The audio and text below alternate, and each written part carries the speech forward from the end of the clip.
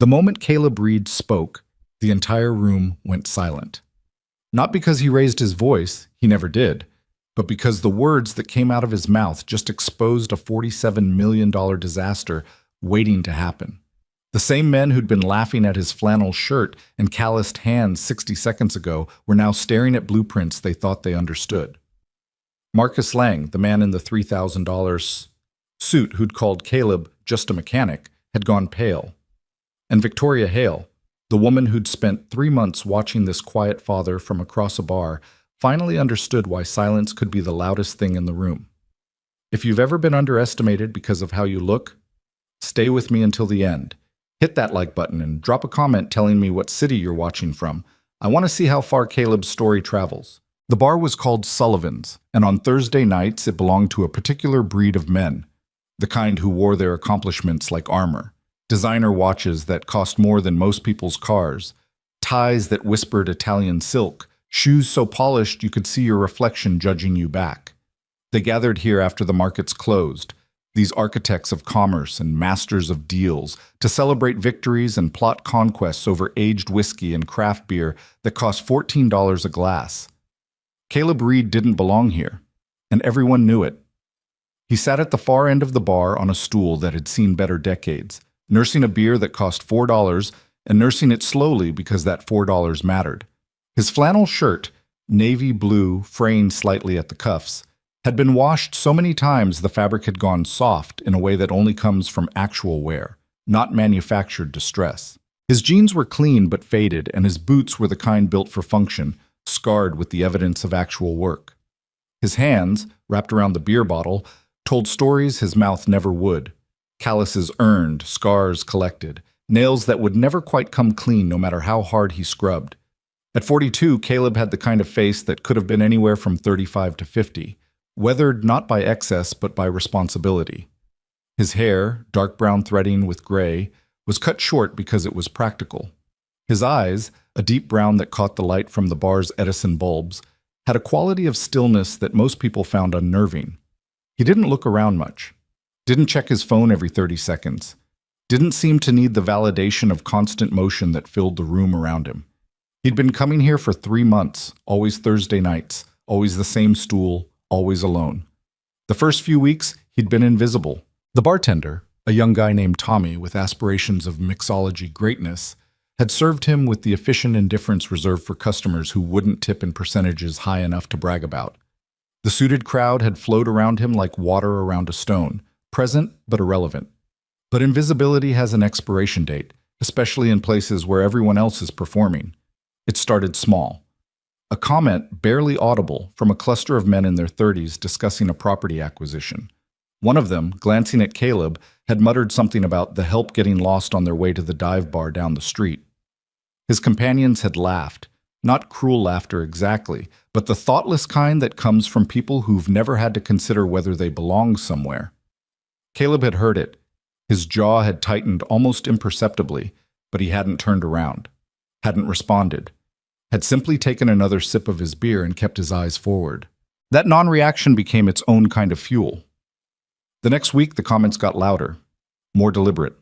Marcus Lang, 6'2", swimmer's build maintained by a personal trainer he mentioned frequently, hair styled in that way that's supposed to look effortless but requires 3 products in 20 minutes, had been the one to escalate it.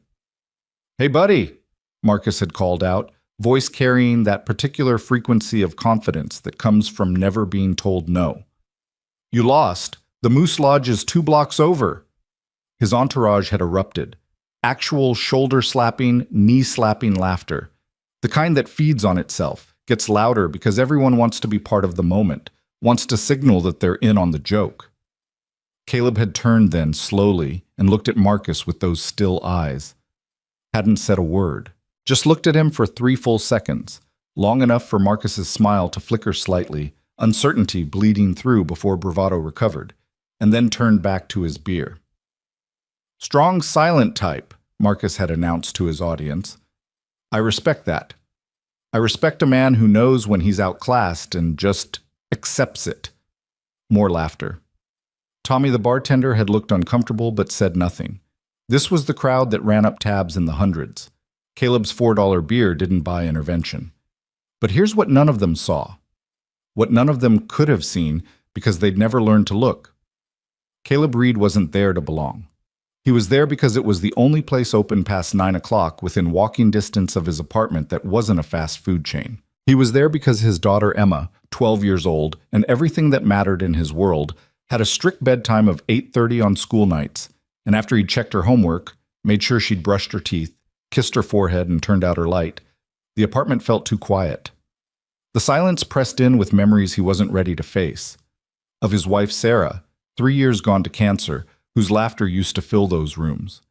He was there because staying home meant sitting in that silence, and he wasn't strong enough for that yet. But he was strong enough to sit in a bar where people mocked him, to let their words slide off like rain off waxed canvas, because he'd survived things that would have broken every single one of them, and their opinions didn't even register on the scale of things that could hurt him. The men in suits saw weakness. What they were actually looking at was a kind of strength they couldn't comprehend. Caleb worked at Morrison's Auto Repair, a shop that had been family-owned for 40 years before the family sold out to a regional chain that kept the name for brand recognition. He'd been there for 18 years, starting as a kid fresh out of high school who was good with his hands and didn't have money for college. He'd worked his way up to senior mechanic, then shop supervisor, positions that came with tiny pay increases and massive increases in responsibility. He was the guy they called when no one else could figure out what was wrong with a car. The diagnostic wizard who could hear problems in an engine the way a concert pianist could hear when an orchestra's second violin was slightly out of tune.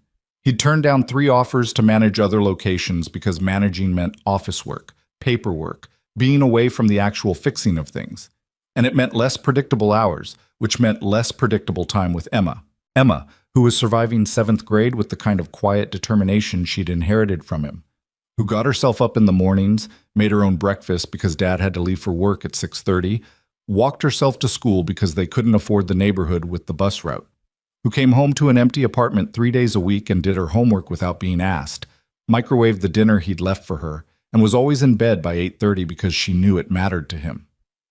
She was the reason for everything, every choice, every sacrifice, every moment of swallowing his pride, while men who'd never built anything with their hands treated him like scenery. The money he made, $52,000 a year, which had seemed like a fortune when he started and now barely covered rent, food, clothes for a growing girl, school supplies, the medical bills from Sarah's final year that still trickled in, didn't leave room for extras. Thursday nights at Sullivan's, that $4 beer, was his one indulgence. 2 hours of being somewhere else. Somewhere he could watch other people's lives from a distance and remember that the world was bigger than his grief and his exhaustion. He never expected anyone to understand that. Certainly never expected anyone to see it. But someone did. Victoria Hale had first noticed Caleb on a Tuesday night, which was unusual because she almost never came in on Tuesdays. Thursdays were her night. The night when she allowed herself to decompress after 70-hour weeks of building an empire in a city that chewed up ambitious women and spit out cautionary tales.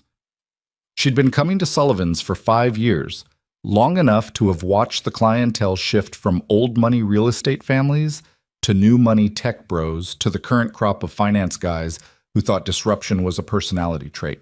She came because her penthouse apartment, despite its floor-to-ceiling windows and designer furniture, felt like a museum. Beautiful, expensive, empty. Victoria was 45 and looked like she'd been carved from ambition and expensive skincare. Tall, blonde in that way that cost money to maintain, always in clothes that announced competence before she said a word. She was the founder and CEO of Hale Properties, a commercial real estate firm that had grown from a one-woman operation run out of a studio apartment to a 50-employee company managing a portfolio worth north of $300 million. She'd gotten there by being smarter than the men who underestimated her, more ruthless than the women who saw her as competition, and more willing to sacrifice everything else: marriage, friendships, hobbies, sleep, joy, at the altar of success. At 45, she had everything she'd worked for and nothing she actually wanted. That Tuesday, she'd come in because she'd just closed a deal that should have felt like a victory. 8 months of negotiations, a mixed-use development in the warehouse district that would transform 6 blocks of industrial decay into luxury condos and street-level retail. The kind of project that got featured in magazines, won awards, generated wealth. The kind of project that felt hollow when you celebrated it alone. She'd been sitting in her usual spot, not at the bar, but at a high-top table near the window where she could see the street and the bar both, when she noticed him. The man who didn't fit, who sat so still he seemed to create a pocket of quiet in the noise. What caught her attention first wasn't his appearance, but his complete lack of self-consciousness. Everyone else in the bar, herself included, was performing some version of themselves. The finance guys performing dominance. The younger women in cocktail dresses performing availability. Tommy the bartender performing craft. Even she was performing, the successful woman who'd chosen career over conventional happiness and had no regrets. Definitely no regrets. Completely fine with this choice. But the man in flannel wasn't performing anything. He was just present, drinking his cheap beer slowly, watching the television above the bar, some baseball game he didn't seem particularly invested in, with the patience of someone who had nowhere else to be and was okay with that. She'd found herself watching him, curious in a way she hadn't been curious about another human being in years. The following Thursday, she'd arrived at her usual time, 7:30 p.m., late enough to have left the office after everyone else, early enough to get her preferred table, and he'd been there again. Same stool, same beer, same flannel shirt, or one identical to it. That's when she realized it was a pattern, and Victoria Hale had built a career on recognizing patterns. Over the next several weeks, she'd watched him with the same analytical attention she brought to property assessments. Observed the way other men in the bar treated him, the dismissive glances, the occasional comment loud enough to carry. Observed the way he never reacted, never engaged, never seemed bothered. Observed the way he checked his phone exactly twice each visit, once when he arrived, once about 45 minutes in, looking at it with an expression of such concentrated tenderness it made something in her chest ache.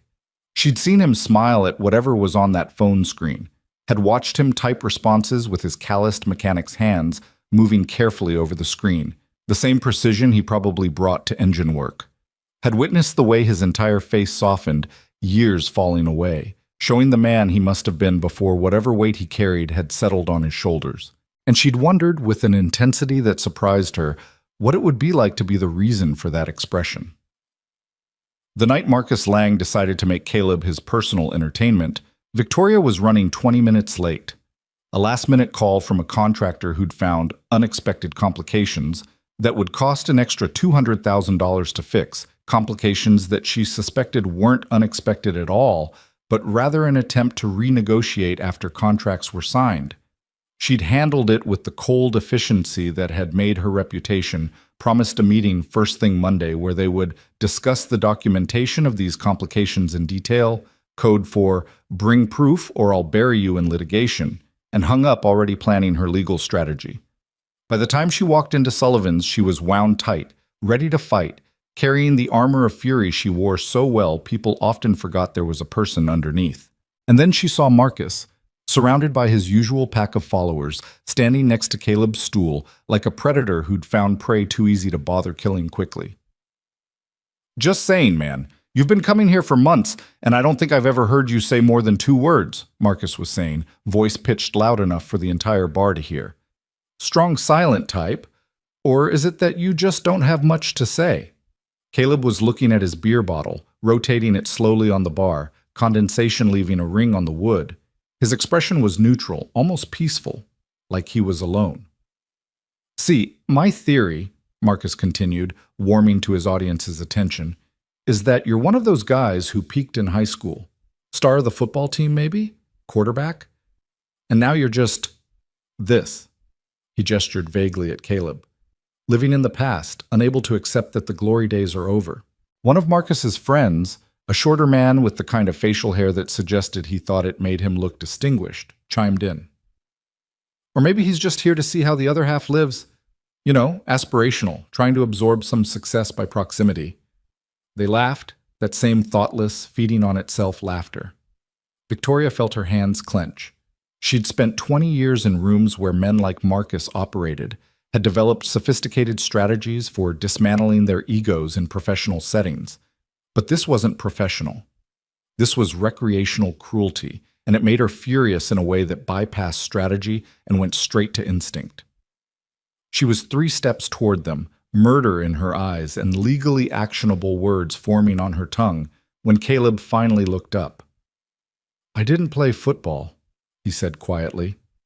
Marcus blinked, genuinely surprised to get a response. "What?" "Football. I didn't play." Caleb's voice was low, calm, matter of fact. "I worked at my uncle's garage after school, learned to rebuild transmissions when I was 15. "Oh well, excuse me," Marcus said, recovering quickly, playing to the crowd. "I stand corrected. Not a has-been jock. Just a regular blue-collar guy who stumbled into the wrong bar." "No," Caleb said, still in that same calm tone. "Right bar. It's close to my apartment. Open late. Quiet enough." "Quiet?" Marcus looked around theatrically. "Buddy, I don't know if you've noticed, but this place is—" "You're loud," Caleb interrupted gently. "The bar's quiet. Big difference." The group went silent. Marcus's smile froze, uncertain whether he'd just been insulted. Victoria, still standing 3 steps away, found herself holding her breath. "The thing about noise," Caleb continued, still not raising his voice, still rotating that beer bottle with mechanical precision, "is it's usually trying to cover something up. Silence makes people uncomfortable, makes them feel like they need to fill it with—" He glanced up at Marcus, just for a second. "Whatever this is." "Whatever this—" Marcus's face flushed. "Listen, friend, I don't know who you think—" "I think I came here for a beer," Caleb said. "I think you came here to feel important. We both got what we wanted. You can go back to your table now." It wasn't aggressive, wasn't confrontational, was delivered in the same tone someone might use to give directions to a lost tourist. But something in it, the complete absence of fear maybe, or the way Caleb said it and then simply returned his attention to his beer as if Marcus had already ceased to exist, hit different. Marcus stood there, mouth working, trying to find the comeback that would restore his dominance. His friends shifted uncomfortably, no longer sure whether they should be laughing. And Victoria Hale, who'd seen thousands of negotiations, hundreds of power plays, decades of men trying to establish dominance in rooms where she refused to submit, recognized something she'd rarely witnessed. Someone who genuinely didn't care about winning because he wasn't playing the game. Marcus eventually retreated to his table, saying something loud about not worth it, and some people, that was designed to save face. His group rallied around him, manufactured some laughter, ordered another round. Within 10 minutes, they'd found a new topic and convinced themselves the interaction had gone differently than it had. But Victoria couldn't let it go. She'd spent the last several weeks watching this man from a distance, constructing theories, staying safely in observation mode. Now, still carrying the adrenaline from watching him be degraded, still angry on his behalf in a way that felt uncomfortably personal, she made a decision that surprised her. She walked to the bar and sat down 2 stools away from him. Caleb glanced over, a flicker of something, surprise maybe, crossing his face before settling back into neutral. "Tommy," Victoria said, not looking at the bartender, keeping her eyes on Caleb. "I'll have what he's having." Tommy knew better than to comment on Victoria Hale ordering a $4 domestic beer. He got the bottle, set it in front of her, took her card to start a tab. They sat in silence for a full minute. The baseball game on TV showed men running, throwing, catching. Neither of them watched it. "Thank you," Caleb finally said. Victoria looked at him, surprised. "For what?" "For being about to intervene. I saw you. Coming over." His mouth quirked slightly, not quite a smile. "You looked ready to commit violence." "I still might," Victoria said. She took a sip of the beer, trying not to show how much she hated it. "He's a client. I've wanted to commit violence against him for 6 months." "Marcus?" Caleb's eyebrows raised slightly. "He's in real estate?" "Partner in Lang Development. They do residential mostly, cookie-cutter subdivisions marketed as luxury communities." Her voice carried the professional disdain she usually kept hidden. "Everything built to minimum code, maximum profit." Caleb made a small sound that might have been agreement or might have been something else. "I'm Victoria," she said, extending her hand across the empty stool between them. He looked at her hand for a moment, then took it. His grip was solid, rough with calluses, warm. "Caleb." Nice to meet you, Caleb. She held his hand perhaps a second longer than professional, felt him notice but not pull away. Even if I've been watching you for 3 months. That got a reaction. His eyes widened slightly, and something that was definitely a smile touched his face. That's either very flattering or very concerning. Depends on your perspective. She released his hand, took another diplomatic sip of terrible beer. I've been coming here for years. You notice patterns. You were a new pattern. Patterns. He seemed to consider this. Is that a real estate thing? It's a survival thing. The words came out more honest than she'd intended. You learn to read rooms, read people, figure out who's a threat, who's an ally, who's just taking up space. And which one am I? Victoria looked at him properly then, really looked.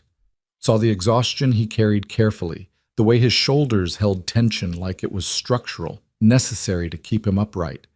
Saw the lines around his eyes that came from squinting at engine parts and laughing at a child's jokes and crying when he thought no one could hear. Saw a man who'd been dismissed by every person in this bar and somehow remained exactly himself. You're the first interesting person I've seen here in 5 years, she said. Something shifted in his expression. Not opening exactly, but softening, like he'd been braced for something else and was recalibrating. I'm a mechanic, he said, like it was a confession or a warning. I know. I have a daughter. She's 12. I assumed the kid from the way you check your phone. I can't afford the beer you usually drink. I can't afford to drink it either, in any sense that matters. She smiled, felt it reach her eyes for the first time in weeks. I'm just very good at pretending. Caleb studied her, those still eyes taking in information she hadn't meant to share. You don't seem like someone who needs to pretend. Everyone's pretending something. She gestured around the bar. Marcus pretends his family money was his own brilliance. Tommy pretends craft cocktails are art. These women pretend they're here for the atmosphere. She paused. I pretend I chose this life instead of just winning it by default. The honesty surprised her. She didn't talk like this. Didn't reveal herself to strangers in bars. Didn't admit to doubts or regrets, or the creeping sense that she'd optimized for the wrong variables. But Caleb had that effect. That quality of stillness that made confession feel safe. What do I pretend? He asked. You don't, she said immediately. That's the problem. That's why they hate you. You're not performing anything, and it makes everyone else's performance obvious. He thought about this, rotating his beer bottle. I'm too tired to perform. No. She shook her head. You're too honest. They sat with that for a moment. The bar noise continued around them. Marcus's table had moved on to discussing cryptocurrency. The women in cocktail dresses were taking selfies. Tommy was explaining the notes in some bourbon to customers who weren't listening. Why do you come here? Caleb asked. If you hate it? I don't hate it. I hate my apartment more. The words came out flat, factual. 2,200 square feet of architectural digest excellence that feels like a hotel room I'm living in temporarily. Except the temporary part has lasted 8 years. Why not move? Where? Another expensive space that doesn't feel like home? At least this one has good light. She heard the bitterness in her voice, tried to soften it. Besides, successful women don't admit their personal lives are disasters.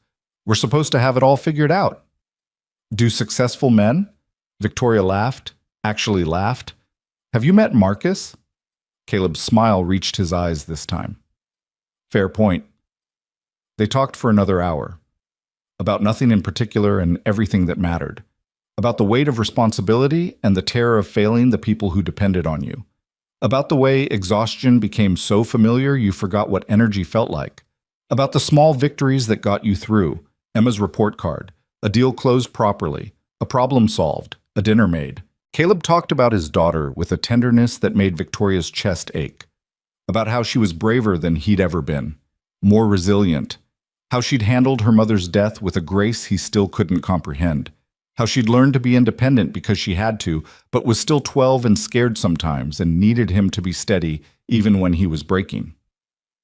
Victoria talked about her company with a complexity she rarely allowed. About the pride she felt in building something real and the shame she felt about some of the compromises she'd made along the way, about projects that were technically successful but morally questionable, about the way profit margins could justify almost anything if you didn't look too close at the human cost. "Do you regret it?" Caleb asked. "Building your company?" "No," Victoria said immediately. Then, more honestly, "Sometimes. When I'm eating takeout alone at midnight in my office, yeah. When I close a deal that makes me richer but not better, yeah. When I realize I can't remember the last conversation I had that wasn't transactional." She trailed off. "But mostly, no. It's mine. I made it. That matters." "It does matter," Caleb agreed. "Emma's mine. I made her. Well, half made her. But I'm raising her, and that's—" He stopped, struggling for words. "That's the only thing I've done that I'm sure about. Everything else could have gone different. But her? I show up for her. Every day. That's not negotiable. She's lucky." "No," Caleb said quietly. "I'm lucky.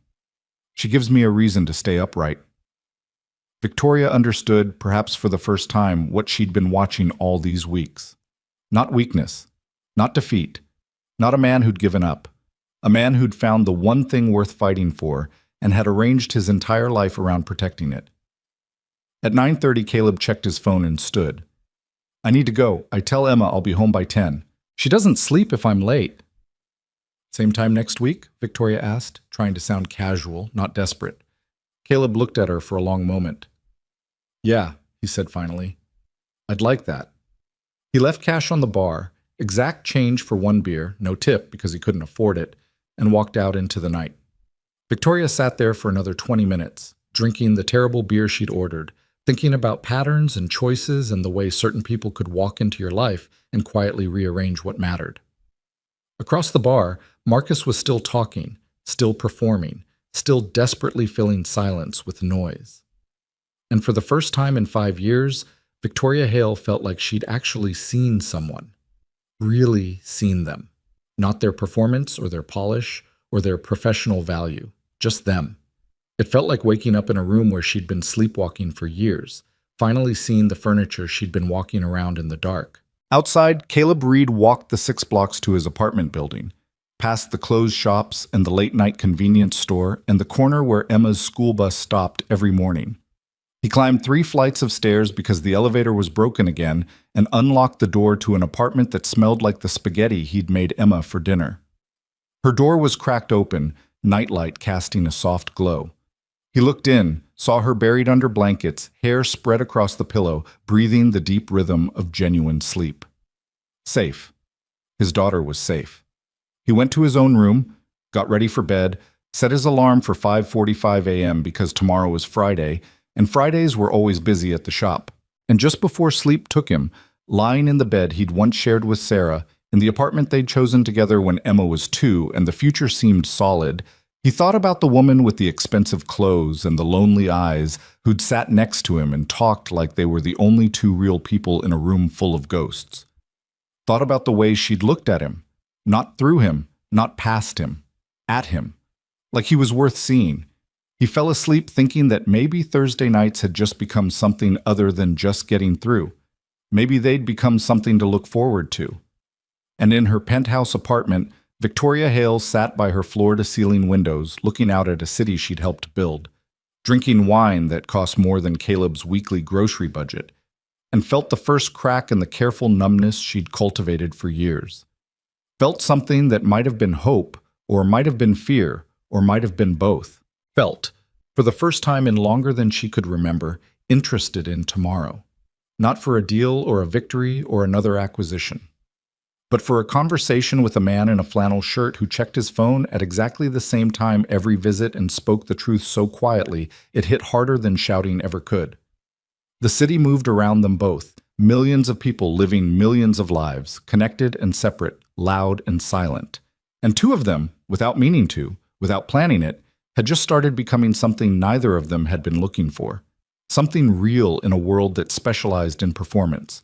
Something that would change everything, though neither of them knew that yet. Not on that Thursday night. Not yet. The following Thursday, Caleb arrived at Sullivan's at exactly 7:45, the same time he'd been arriving for months. The routine mattered to him in ways he didn't examine too closely. Shower after work, change into clean clothes, kiss Emma goodnight, walk the 6 blocks while the city transitioned from day to evening, claim his stool before the after-work crowd got too thick. But tonight felt different. Tonight he'd checked his reflection in the bathroom mirror before leaving, had noticed the gray threading through his hair, and wondered if it made him look distinguished or just old. Had put on his newer flannel, the green one Emma said brought out his eyes, instead of the usual navy. Had felt something in his chest that might have been anticipation and might have been anxiety, and was probably both.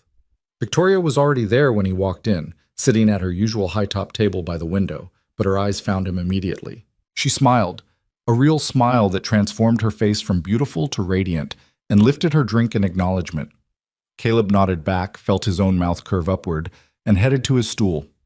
Tommy was there before he sat down, already reaching for the $4 domestic. "Your usual?" the bartender asked, but there was something different in his tone. Respect, maybe? Or curiosity? Like Caleb had shifted from scenery to actual customer in the week since he'd quietly demolished Marcus Lang's ego. "Yeah, thanks." Tommy set the bottle down, and this time he didn't immediately walk away. "Hey man, I just wanted to say what you said to Marcus last week. That was perfect. Guy's been coming in here acting like he owns the place for 2 years.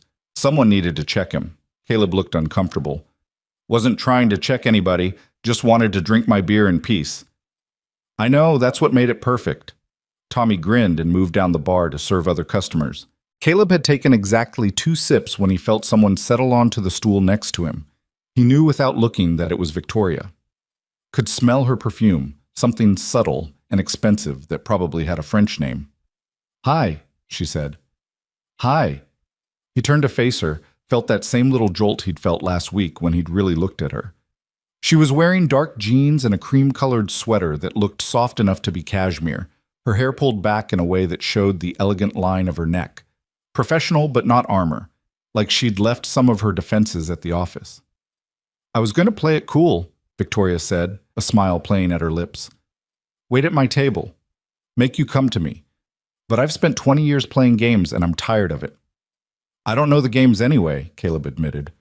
"Wouldn't know how to play if I wanted to." "That's refreshing." She signaled Tommy, ordered a beer, the same cheap domestic Caleb was drinking, and when it arrived, she held it up. To honesty in a room full of performance. Caleb clinked his bottle against hers gently. To Thursday nights that don't feel like work. They drank, and Victoria didn't even try to hide her grimace at the taste. Caleb found himself laughing, actually laughing, a sound that felt rusty from disuse. "You don't have to drink that," he said. "I know you hate it. I'm building character." She took another sip, shuddered. "Or destroying my palate. One of the two." "Why'd you order it then?" Victoria looked at him directly, those sharp green eyes holding his. "Because I wanted to sit here. And sitting at the bar alone drinking a $20 cocktail while you're drinking a $4 beer felt like everything wrong with my life in one image." The honesty of it landed between them, heavy and real. "Your life doesn't look wrong from where I'm sitting," Caleb said carefully. "Looks like you built something most people only dream about." "Yeah, well, dreams and reality rarely match up, do they?" She turned the beer bottle in her hands, mimicking his habitual gesture. "I built an empire, but empires are cold, and you can't have a conversation with a portfolio." Before Caleb could respond, a voice cut through the bar noise, loud and deliberately carrying. "Well, well, look who's slumming it tonight." Marcus Lang stood 3 feet away, drink in hand, that same performance smile plastered across his face. But there was something different in his eyes, something sharper, meaner. He'd spent a week nursing the wound to his ego, and he'd come back ready to reassert dominance. Victoria's entire body went rigid, her hand tightening around her beer bottle. Caleb could practically feel her preparing for corporate combat, could see her pulling on that armor she'd deliberately left behind. "Marcus," she said, voice cool and professional, "didn't realize you'd be here tonight." "It's my regular spot, Victoria. You know that." Marcus's eyes slid to Caleb, dismissive and contemptuous. "Though I see you've decided to expand your networking. Very democratic of you." "I'm having a beer with a friend," Victoria said evenly. "Is there something you needed?" Friend? Marcus laughed, that same thoughtless, cruel sound from last week. Come on, Victoria, we both know how this looks. Powerful woman, blue-collar guy who can't even afford the good stuff. What is this, some kind of charity work, community outreach? Caleb felt Victoria starting to stand, saw her face shifting into the expression that probably made contractors and lawyers nervous. He put his hand on her arm, gentle but firm. I got this, he said quietly. She looked at him, surprise and protest warring in her expression, but something in his face made her settle back onto her stool. Caleb turned to Marcus with the same unhurried deliberateness he brought to diagnosing a complicated engine problem. Looked at him for a long moment, taking in the expensive suit, the watch that cost more than 6 months of Caleb's rent, the haircut that probably required a consultation. You know what's interesting about charity? Caleb finally said, voice calm and conversational. Real charity is quiet, happens when nobody's watching, doesn't need an audience or applause. Marcus blinked, uncertain where this was going. What's your point? My point is, everything you do is performance, every word calculated for effect, every gesture designed to prove something. Caleb took a sip of his beer. Must be exhausting, needing everyone to know how important you are every single minute. I don't need to prove anything. See, that right there. Caleb's voice stayed level, almost gentle. If you didn't need to prove anything, you wouldn't be standing here trying to embarrass me in front of Victoria. Wouldn't have spent last week making sure everyone heard you put me in my place. Marcus's face flushed. Listen, buddy, here's what I think, Caleb continued, still in that same calm tone. I think you saw us talking last week, saw me not caring about your opinion, and it bothered you more than you want to admit, because I'm not playing your game, which means you can't win it. This is ridiculous. Marcus looked to Victoria for support, found none. Victoria, you're really going to sit there and let this guy... Let him? Victoria's voice cut like glass. Marcus, I'm a grown woman having a conversation. I don't need your permission or your protection or your commentary. I'm just saying people are going to talk. You, sitting here with... Marcus gestured at Caleb vaguely. It doesn't look professional. Good, Victoria said flatly. I've been professional for 20 years. It's overrated. Marcus's eyes narrowed. You might want to think about who your friends are, Victoria, especially if you want Lang Development to keep working with Hale Properties. It was a threat, barely veiled, the kind of power play Victoria had probably seen 1,000 times in conference rooms and negotiation sessions. But Caleb saw something else in Marcus's posture, heard something in his voice that set off alarms honed through 18 years of diagnostic work. The same instinct that told him when a customer was hiding damage to avoid paying for repairs, when a parts supplier was marking up inferior materials, when something wasn't adding up. What project are you working on together? Caleb asked Victoria, voice casual. She looked at him, surprised by the question. The Riverside development. Mixed commercial and residential. We're partnering on the financing and management structure. The one down by the old textile mill? You know it? Victoria's eyebrows raised. Drove past it every day for 3 years when I worked the morning shift. Caleb turned back to Marcus. That's the property with all the flood warning signs, right? The one the city kept trying to develop but couldn't get permits? Marcus's face went carefully neutral. The permit issues were resolved. Engineering studies showed the flood risk was overstated. Overstated. Caleb repeated the word thoughtfully. Interesting.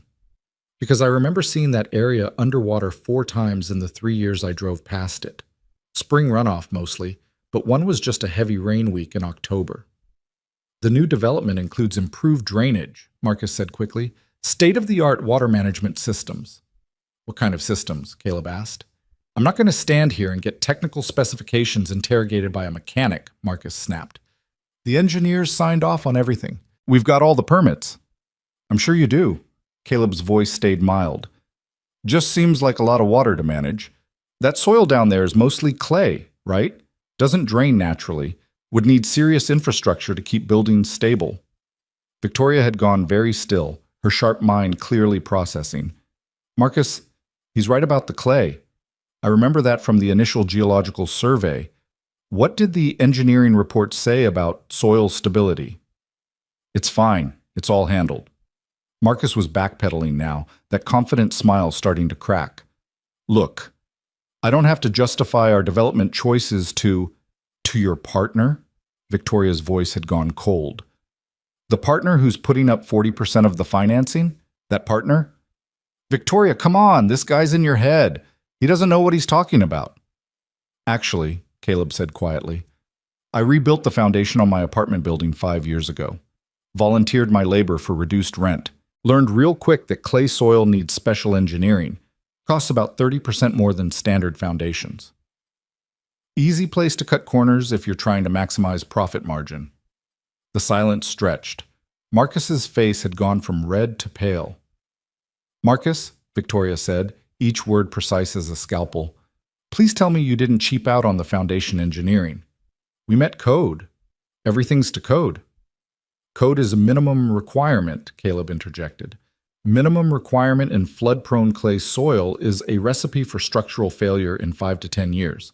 Cracked foundations, water intrusion, eventual collapse if it's bad enough. Victoria stood up, her full height and presence suddenly filling the space. Marcus, my office.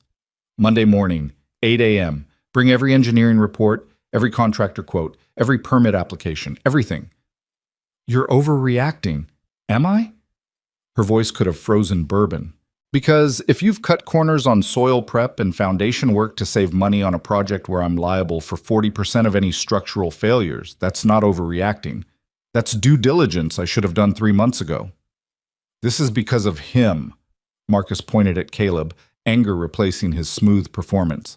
One conversation with a grease monkey and you're questioning months of professional engineering.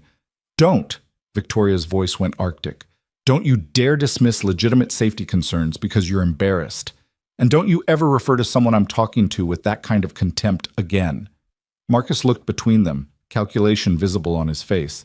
He was smart enough to recognize when he'd lost the room, but too proud to concede gracefully. Fine, he said. Monday, 8 a.m. You'll see I'm right, and you'll owe me an apology. He looked at Caleb with pure venom. Both of you. He walked away, back to his table where his usual crowd was pretending not to have heard everything. Victoria slowly sat back down, her hands trembling slightly with adrenaline. Did I just blow up a $15 million partnership because of a conversation at a bar? Maybe, Caleb said honestly. Or maybe you just saved yourself from a lawsuit that would have cost a lot more than $15 million. She looked at him, really looked at him. How did you know? About the foundation issues?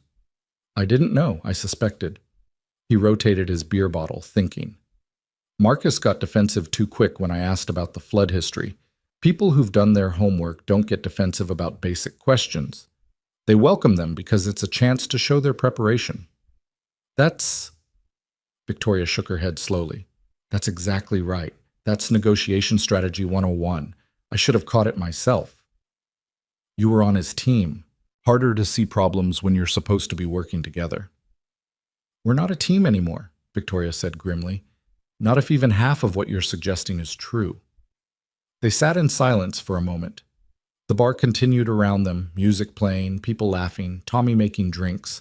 But their small pocket of space felt separate, charged with the electricity of something important having just shifted. Thank you, Victoria said finally, for caring enough to ask questions. Wasn't really about caring, Caleb admitted.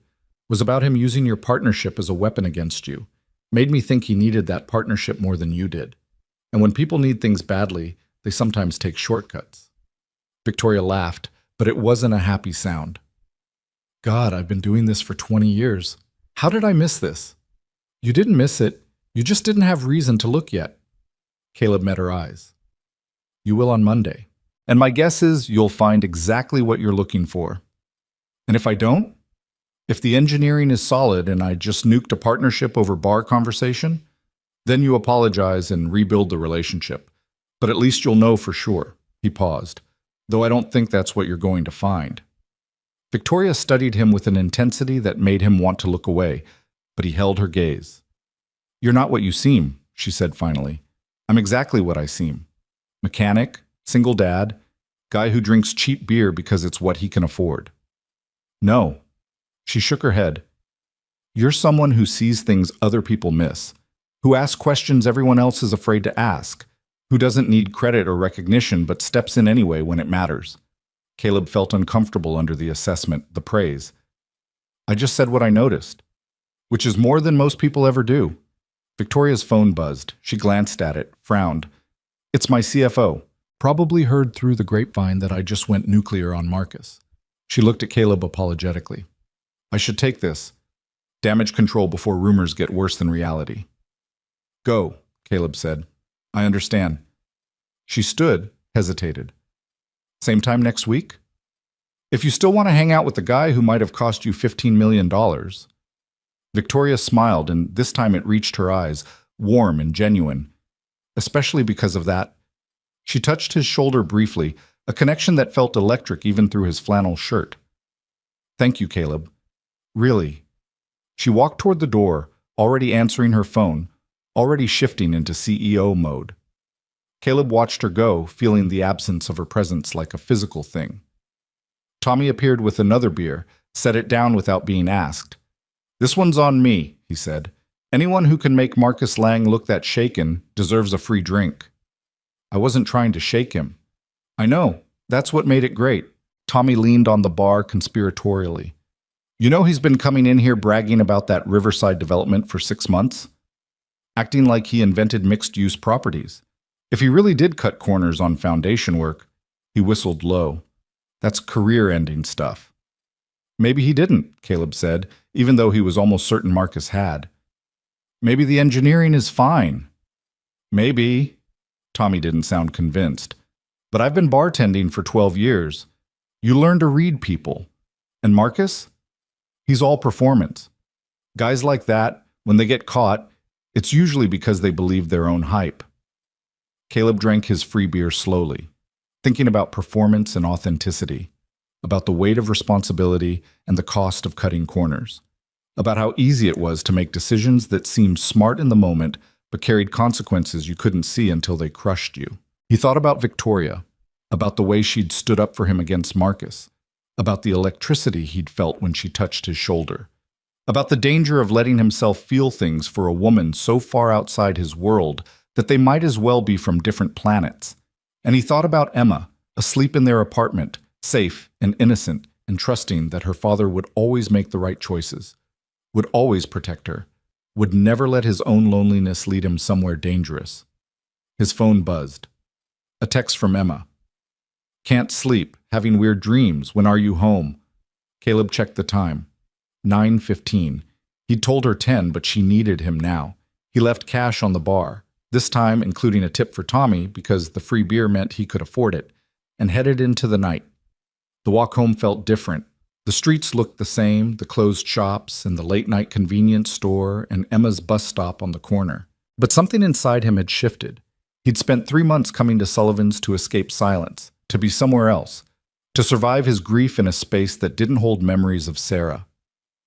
Now he was walking home thinking about Victoria Hale, about the way she'd looked at him like he mattered, about the conversation they'd had, real and unguarded, two lonely people finding unexpected connection, about the possibility of Thursday nights becoming something more than just survival, and about how terrifying that possibility felt. Because caring about someone meant risk, meant vulnerability, meant opening himself up to loss again, and he'd barely survived losing Sarah. Emma had barely survived it. Was he really ready to let someone else in? The question followed him up 3 flights of stairs, past the broken elevator, into his apartment that smelled like Emma's favorite strawberry shampoo from her evening shower. Her door was open wider than he'd left it. She was sitting up in bed, her reading light on, a book in her lap. At 12, Emma looked more like Sarah every day. Same dark hair, same serious brown eyes, same expression of concentrated determination when facing problems. Hey, sweetheart, Caleb said softly from the doorway. Thought you were asleep. Tried. Couldn't. She marked her place in the book, some fantasy novel about dragons and friendship that she'd read 3 times already. Had a dream that you didn't come home. Caleb's heart clenched. These dreams had started 6 months after Sarah died and still came back sometimes, anxiety manifesting in sleep. I'm always coming home, Em. Always. I know, logically I know. She hugged her knees to her chest. But dreams aren't logical. He came in, sat on the edge of her bed like he'd done 1,000 times. Want to talk about it? Not really, just wanted to see you. She studied his face with Sarah's too perceptive eyes. You look different tonight. Different how? I don't know. Less tired, maybe? Or tired in a different way? She tilted her head. Did something happen at the bar? Caleb thought about lying, about protecting her from complications. But Emma had lived through her mother's death, had grown up faster than any 12-year-old should have to. She deserved honesty. I met someone, he said carefully. A woman. We've been talking the last couple weeks. Emma's eyes widened slightly. Like dating talking. Or just talking. Just talking. He struggled for words. Very different from me. Successful. Has this whole other life. But we've had some good conversations. Do you like her? The question was simple, direct, painfully honest in the way only children could be. Yeah, Caleb admitted. I think I do, which is scary. Because of Mom? Because of a lot of things. Because she's from a different world. Because I don't want to mess up what we have, you and me. He touched Emma's hand. You're my priority. Always. Nothing changes that. Emma squeezed his fingers. Dad, I'm 12, not stupid. I know you're lonely. I know you gave up a lot to take care of me after Mom died. I didn't give up anything I wanted. You gave up dating, friends, going out, having a life. She said it matter-of-factly, without accusation. You think I don't notice? You go to that bar once a week for like 2 hours, and that's it. That's your entire social life. Emma, I'm just saying, if you met someone who makes you less tired, that's probably good, even if it's scary.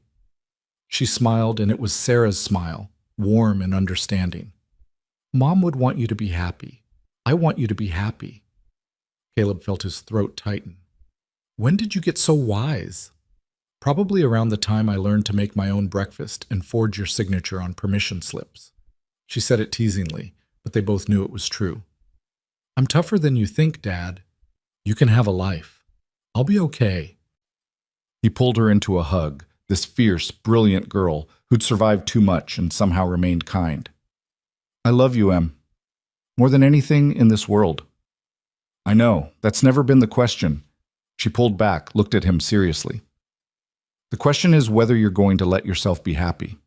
Because you deserve it, even if you don't think you do. Later, after Emma had finally fallen asleep for real, after Caleb had checked the locks and set his alarm and gotten ready for another Friday at the shop, he lay in bed thinking about his daughter's words. She was right. He'd been surviving, not living, going through motions, fulfilling responsibilities, being the father Emma needed but not the person he'd been before grief had hollowed him out. And Victoria, sharp, successful, lonely Victoria, who drank cheap beer she hated just to sit next to him, represented something he'd thought was over for him. The possibility of connection, of being seen, of mattering to someone in a way that wasn't about duty or responsibility, but about choice. It was terrifying. It was also maybe worth the risk. His phone buzzed on the nightstand. A text from an unknown number. Hi, it's Victoria. Tommy gave me your number. Hope that's okay. Just wanted to say thank you again for tonight. I think you might have saved my company from a very expensive mistake. Also, I had a really good time talking to you. See you next Thursday? V? Caleb stared at the message for a long moment, feeling his heart rate pick up like he was a teenager getting his first crush text instead of a 42-year-old widower with a kid and a mortgage's worth of responsibility. He typed back, Tommy's a gossip, but I'll forgive him this time. Glad I could help. I had a good time too. Next Thursday sounds good. See. He hit send before he could overthink it, then immediately started overthinking it anyway. Was that too casual? Too formal? Should he have added something else? Her response came 30 seconds later. Perfect. Sleep well, Caleb. He smiled in the darkness of his bedroom, feeling something unfamiliar and fragile building in his chest. Hope, maybe, or possibility, or just the recognition that survival wasn't the same as living, and maybe, just maybe, it was time to remember the difference. Outside his window, the city continued its endless motion. Traffic sounds and distant sirens, and the ambient hum of millions of lives intersecting and separating. Somewhere out there, Victoria Hale was probably still on the phone with her CFO, managing fallout, making plans, being the powerful executive who'd built an empire from nothing. But she'd also taken time to text him, to say thank you, to make sure he knew Thursday mattered. Caleb fell asleep thinking about that, about the unexpected ways life could shift when you weren't looking for it, about how the weight of responsibility could feel lighter when someone else saw it and acknowledged its worth instead of dismissing it, about how maybe, just maybe, he was allowed to want something for himself, even if it scared him. Especially because it scared him. Because anything worth having was worth being afraid of losing. He'd learned that with Sarah, with Emma, with everything that mattered.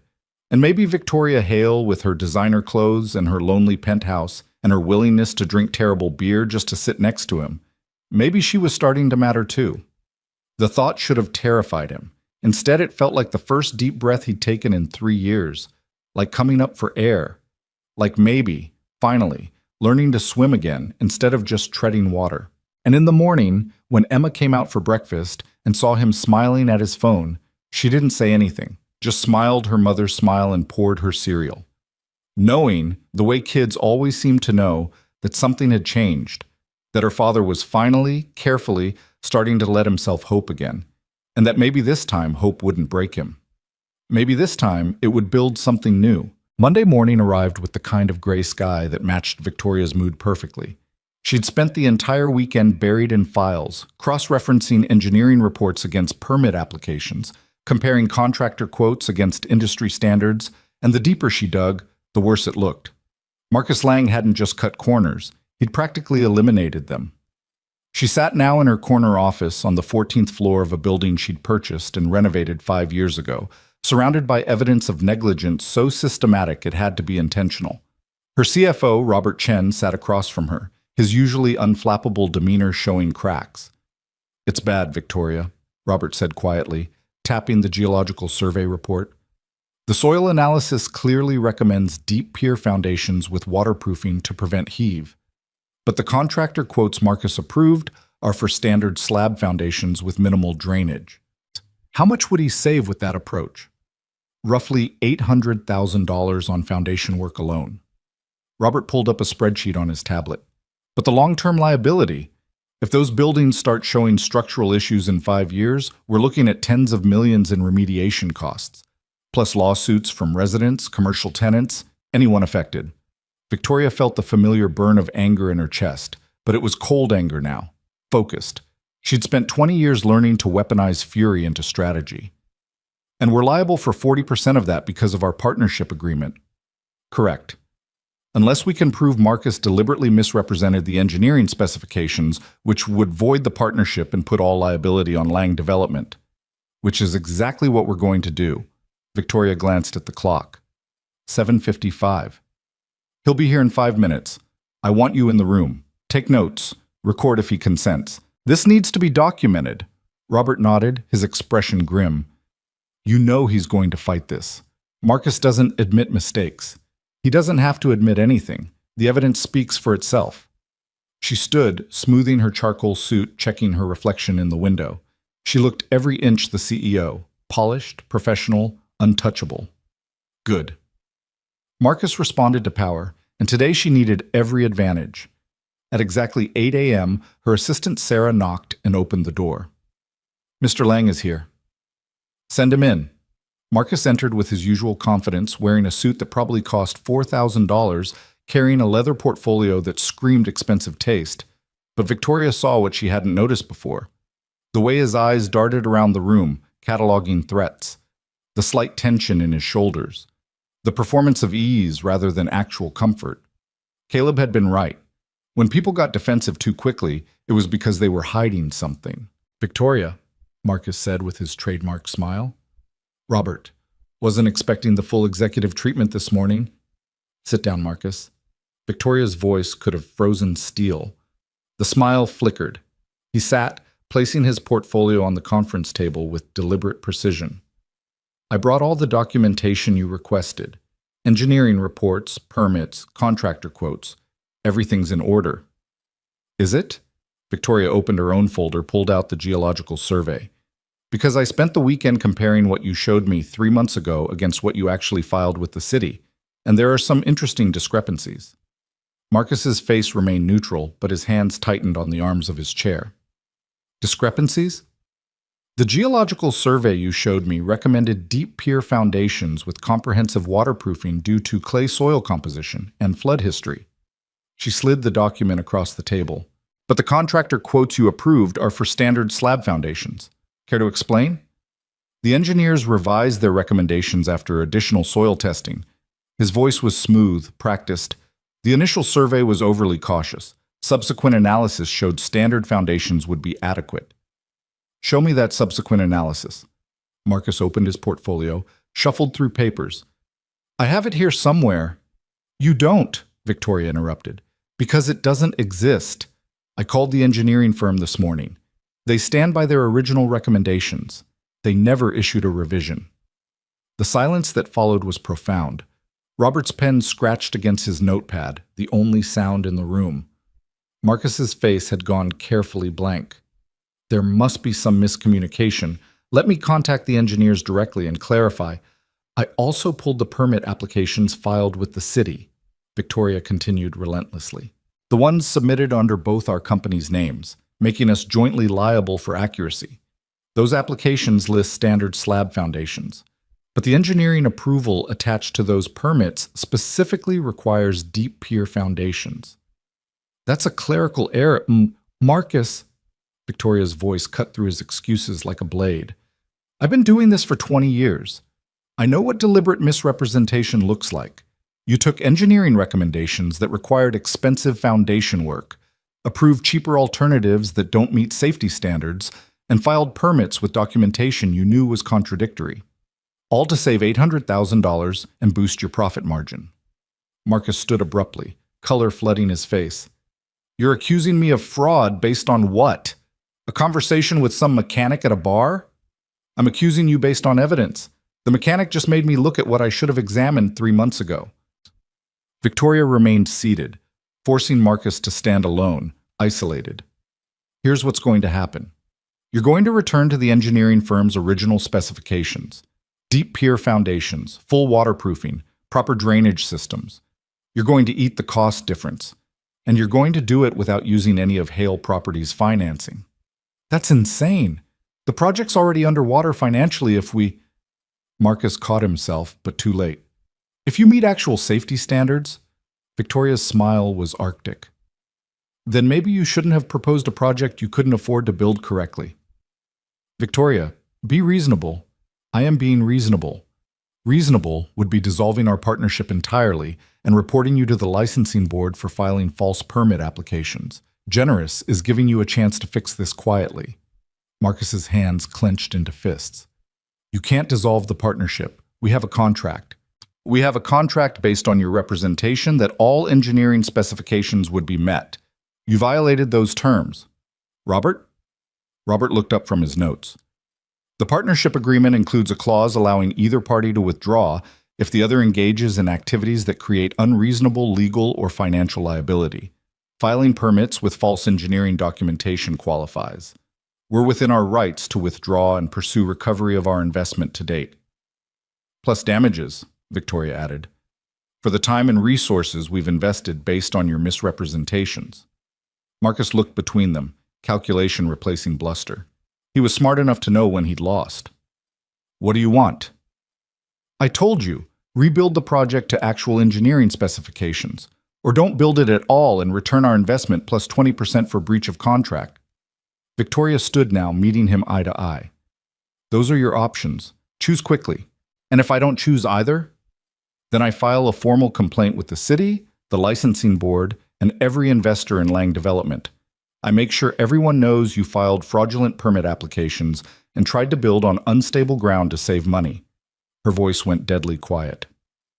Your choice, Marcus. Fix it or lose everything. The threat hung in the air, heavy and real. Marcus's face cycled through emotions: fury, fear, calculation, resignation. I'll need time, he finally said, to secure additional financing, to revise the project plans. You have 30 days. After that, I file. That's not enough time. Then work faster, or give us our money back and walk away. Victoria crossed her arms. Either way, Hale Properties is done partnering with Lang Development. This meeting is over. Marcus grabbed his portfolio, his movements sharp with barely controlled rage. You're making a mistake, Victoria. You're letting some nobody with grease under his fingernails destroy a perfectly good business relationship. No, Victoria said calmly. You made the mistake when you thought I wouldn't notice you putting lives at risk to pad your profit margin. Caleb just helped me see what was already there. Marcus's jaw worked, but he had nothing left to say. He stormed out, nearly knocking over Sarah in the hallway. The door clicked shut. Robert let out a long breath.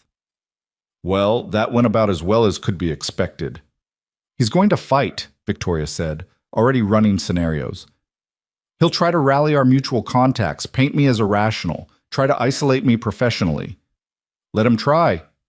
Robert's smile was sharp. We have documentation. He has excuses. This is a fight he can't win. Victoria nodded, but she felt the weight settling on her shoulders. The weight of having made an enemy, of potential lawsuits and professional fallout and the exhausting battle ahead. It was the right call. She knew that with absolute certainty. But right calls still carried costs. Her phone buzzed. A text from Caleb. How did it go? She stared at the message, feeling something shift in her chest. He'd been thinking about her, worrying, maybe, caring enough to check in. She typed back, You were right. About everything. Partnership dissolved. Long story. Can I call you later? His response came quickly. I'm at work, but lunch is 12:30. Call then if you want. Victoria checked her calendar. Back-to-back meetings until 2 p.m. She cleared the 12:30 slot without hesitation. Will do. And Caleb, thank you. You probably saved my company. Just ask questions. You did the hard part. She smiled at her phone, feeling some of the weight lift. Robert was watching her with poorly concealed curiosity. The mechanic? He asked. His name is Caleb. Victoria's voice carried a warning not to dismiss him. And he saw in 5 minutes what we missed in 3 months of due diligence. I'm not criticizing. I'm impressed. Robert gathered his notes. I'm also wondering if this is just about business or if there's something else going on. Victoria considered deflecting, maintaining professional boundaries, keeping her personal life separate. Then she remembered sitting in Sullivan's drinking terrible beer, remembered the way Caleb looked at her like she was worth seeing, remembered Emma's wisdom about letting herself be happy. Something else, she admitted. Maybe. It's new and complicated. The best things usually are. Robert headed for the door, then paused. For what it's worth, anyone who can make you smile at your phone in the middle of a corporate crisis is probably worth the complication. After he left, Victoria spent the rest of the morning managing fallout, calls to investors, emails to contractors, damage control with the city planning office. By noon, she'd shored up most of the immediate concerns, but she could feel the tension headache building behind her eyes. At 12:30 exactly, she closed her office door, pulled up Caleb's number, and called. He answered on the second ring. Hey. Just that one word, warm and solid, made her shoulders relax. Hey yourself, is this a good time? Yeah, I'm in the break room. Everyone else went out for lunch. She heard the scrape of a chair, imagined him settling in. So, tell me what happened.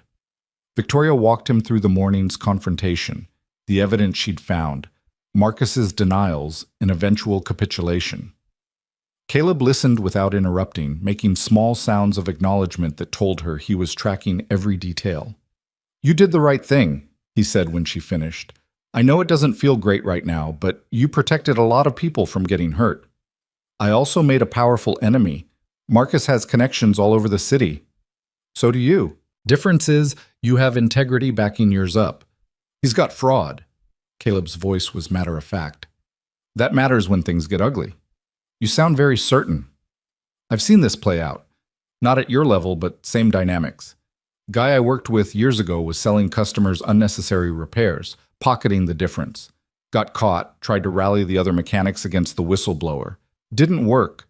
Because when people know you're willing to cheat, they start wondering when you'll cheat them.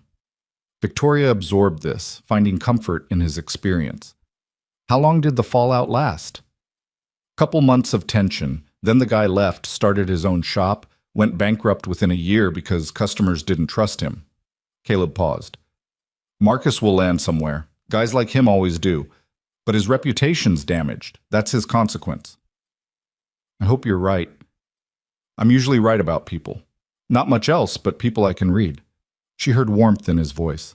How are you holding up? Exhausted? Angry? Relieved? Victoria leaned back in her chair, looking out at the city. Grateful. You stopped me from making a $15 million mistake. You would have caught it eventually. Maybe. Or maybe I would have been so invested I couldn't see clearly anymore. She twisted the phone cord around her finger, a nervous habit from decades ago. Can I ask you something? Why did you care? You didn't know me, didn't have any stake in my business. Why speak up? Caleb was quiet for a moment. When he spoke, his voice was thoughtful. Because I spent 18 years watching people cut corners that put other people at risk. Mechanics who don't fix brakes properly because it's faster. Contractors who use cheap materials because customers won't know the difference until it fails.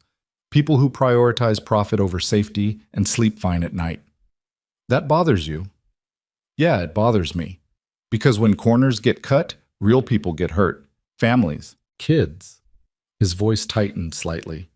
Sarah, my wife. She died because a doctor dismissed her symptoms for 6 months. Said she was being dramatic, anxious. By the time they actually ran the tests, the cancer had spread too far. Victoria's chest constricted. Caleb, I'm so sorry. Point is, when I see someone cutting corners, I think about all the people who'll pay the price later. So yeah, I spoke up, because maybe those families who would have bought condos in Marcus's development deserve better than cracked foundations and flooded basements. The silence stretched between them, heavy with shared understanding. Victoria felt something crystallize in her chest, something that went beyond attraction or interest into deeper territory. This man, this quiet mechanic who everyone dismissed, carried a moral compass so strong it guided everything he did. Not performatively, not for credit, just because it was right. You're a good man, Caleb Reed, she said softly. I'm just a guy who's seen what happens when people don't speak up. He cleared his throat, clearly uncomfortable with praise. Anyway, you called me, which means you're probably avoiding doing something else. She laughed, surprised by his perception. I have a board meeting at 2 that I'm dreading. They're going to ask about Marcus. Tell them the truth.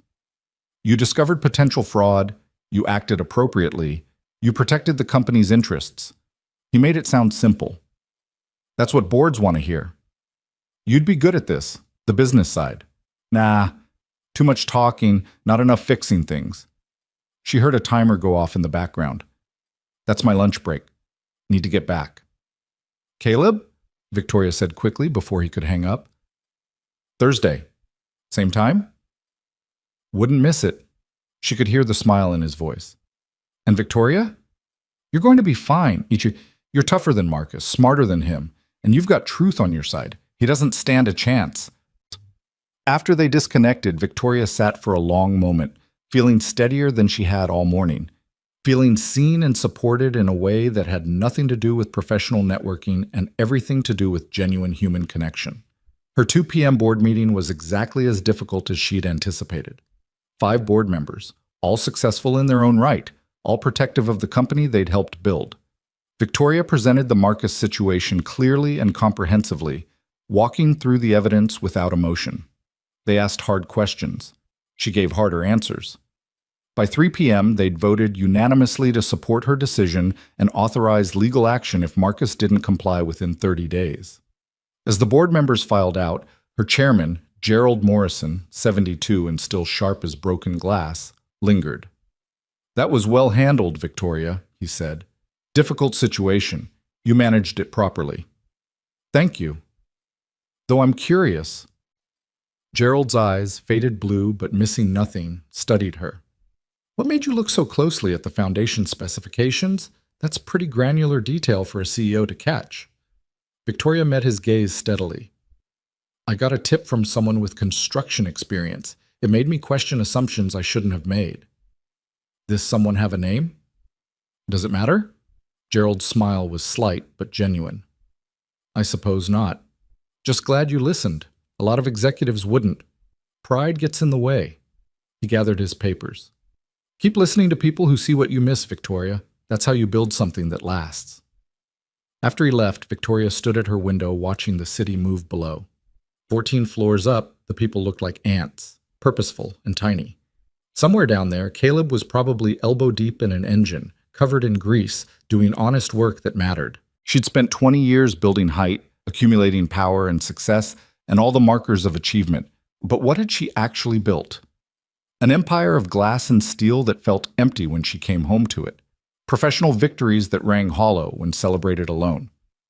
Meanwhile, Caleb, who lived in an apartment with a broken elevator and wore flannel shirts until they frayed, had built something real. A daughter who loved him. Integrity that couldn't be bought or sold. A life with meaning, even when it was hard. Victoria's phone rang. Marcus Lang, calling from his own office across town, ready to negotiate or threaten or whatever strategy he'd settled on. She answered. Marcus, I've consulted with my legal team. His voice was cold, professional. They advise me that your interpretation of our partnership agreement is questionable at best. Then I'll see you in court. Victoria, be reasonable. I am being reasonable. You committed fraud. I'm giving you a chance to fix it quietly. That's generous. She kept her voice level, emotionless. You have 29 days left. Use them wisely. She hung up before he could respond, feeling a surge of fierce satisfaction. For 20 years, she'd played nice, compromised, found middle ground with people who didn't deserve it. For 20 years, she'd prioritized business relationships over doing what was right. Not anymore. Caleb had asked her why she'd missed the foundation issues. The real answer was that she'd been so focused on the deal, on the partnership, on maintaining professional relationships, that she'd stopped asking hard questions. She'd forgotten that success built on lies was just failure waiting to collapse.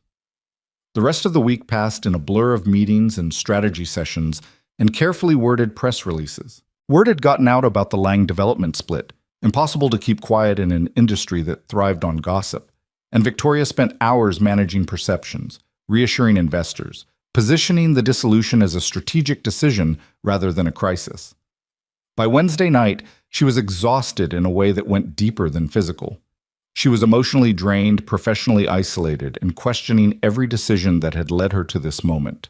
She almost canceled Thursday with Caleb, almost texted him some excuse about work, about needing space, about the complication being too much when everything else was falling apart. But then she remembered what Emma had said, filtered through Caleb's retelling. The question is whether you're going to let yourself be happy.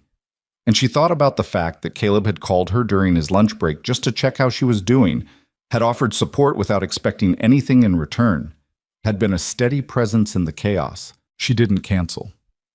Thursday evening, Victoria walked into Sullivan's at 7:30 and found Caleb already at his usual stool, already watching for her. His face lit up when he saw her, a genuine smile that made the whole exhausting week feel manageable. She sat down next to him without pretense, without performance, just herself. Tommy brought her the terrible $4 beer without being asked. She drank it without grimacing. Rough week, Caleb asked. Apocalyptic week. Victoria set the bottle down. But I survived. More than survived. You won. He touched his bottle to hers gently. Robert called me yesterday. Victoria's eyes widened. My CFO called you? Wanted to say thank you. Said the foundation issue would have cost the company millions if it hadn't been caught. Caleb looked embarrassed. Also offered me a job as a consultant. What did you say? I said, I'm a mechanic, not a consultant. He smiled slightly. But I appreciated the offer. You should consider it. You're good at seeing what other people miss. I'm good at cars, Victoria. That's my skill set. Everything else is just common sense. He turned to face her fully. How are you, really? The question, asked with such genuine concern, nearly broke her. Victoria felt her throat tighten, felt the week's stress and fear and exhaustion pressing against her carefully maintained composure. I'm terrified, she admitted. Marcus is going to fight this. I've probably damaged relationships with half the developers in the city. My board is supportive now, but if this drags on, if it costs us business, she trailed off. Then you'll handle it, Caleb said with absolute certainty, because you're not wrong, and people who do the right thing for the right reasons, they find a way through. You have a lot of faith in karma. Not karma, character. He met her eyes steadily. You showed yours this week. That matters more than Marcus's connections. Victoria wanted to believe him, wanted to trust that integrity would win over influence, that doing right would be rewarded instead of punished. But she'd spent 20 years in a world where success often came to those willing to compromise principles. I hope you're right, she said quietly. They sat in comfortable silence for a while, watching the bar dynamics play out around them. Marcus's usual table was conspicuously empty. He'd apparently found a new spot to perform for admirers. The absence felt like victory and loss simultaneously. Tell me about Emma, Victoria said, needing to think about something other than corporate warfare. How's 7th grade treating her? Caleb's whole face softened, the way it always did when he talked about his daughter. She's doing good. Straight A's, which she's very proud of. Made the volleyball team, which terrifies me because I have to watch 12-year-olds spike balls at each other's heads. He smiled. But she loves it. Comes home sweaty and happy and talks for an hour about rotations and serves. She sounds remarkable. She is. Tougher than me, smarter than me, better than I deserve. He pulled out his phone, showed Victoria a picture. Emma, in a volleyball uniform, dark hair pulled back, Sarah's serious eyes looking at the camera with determined joy. She's beautiful. She has your eyes. She has her mother's everything. The good parts, anyway. Caleb put the phone away carefully.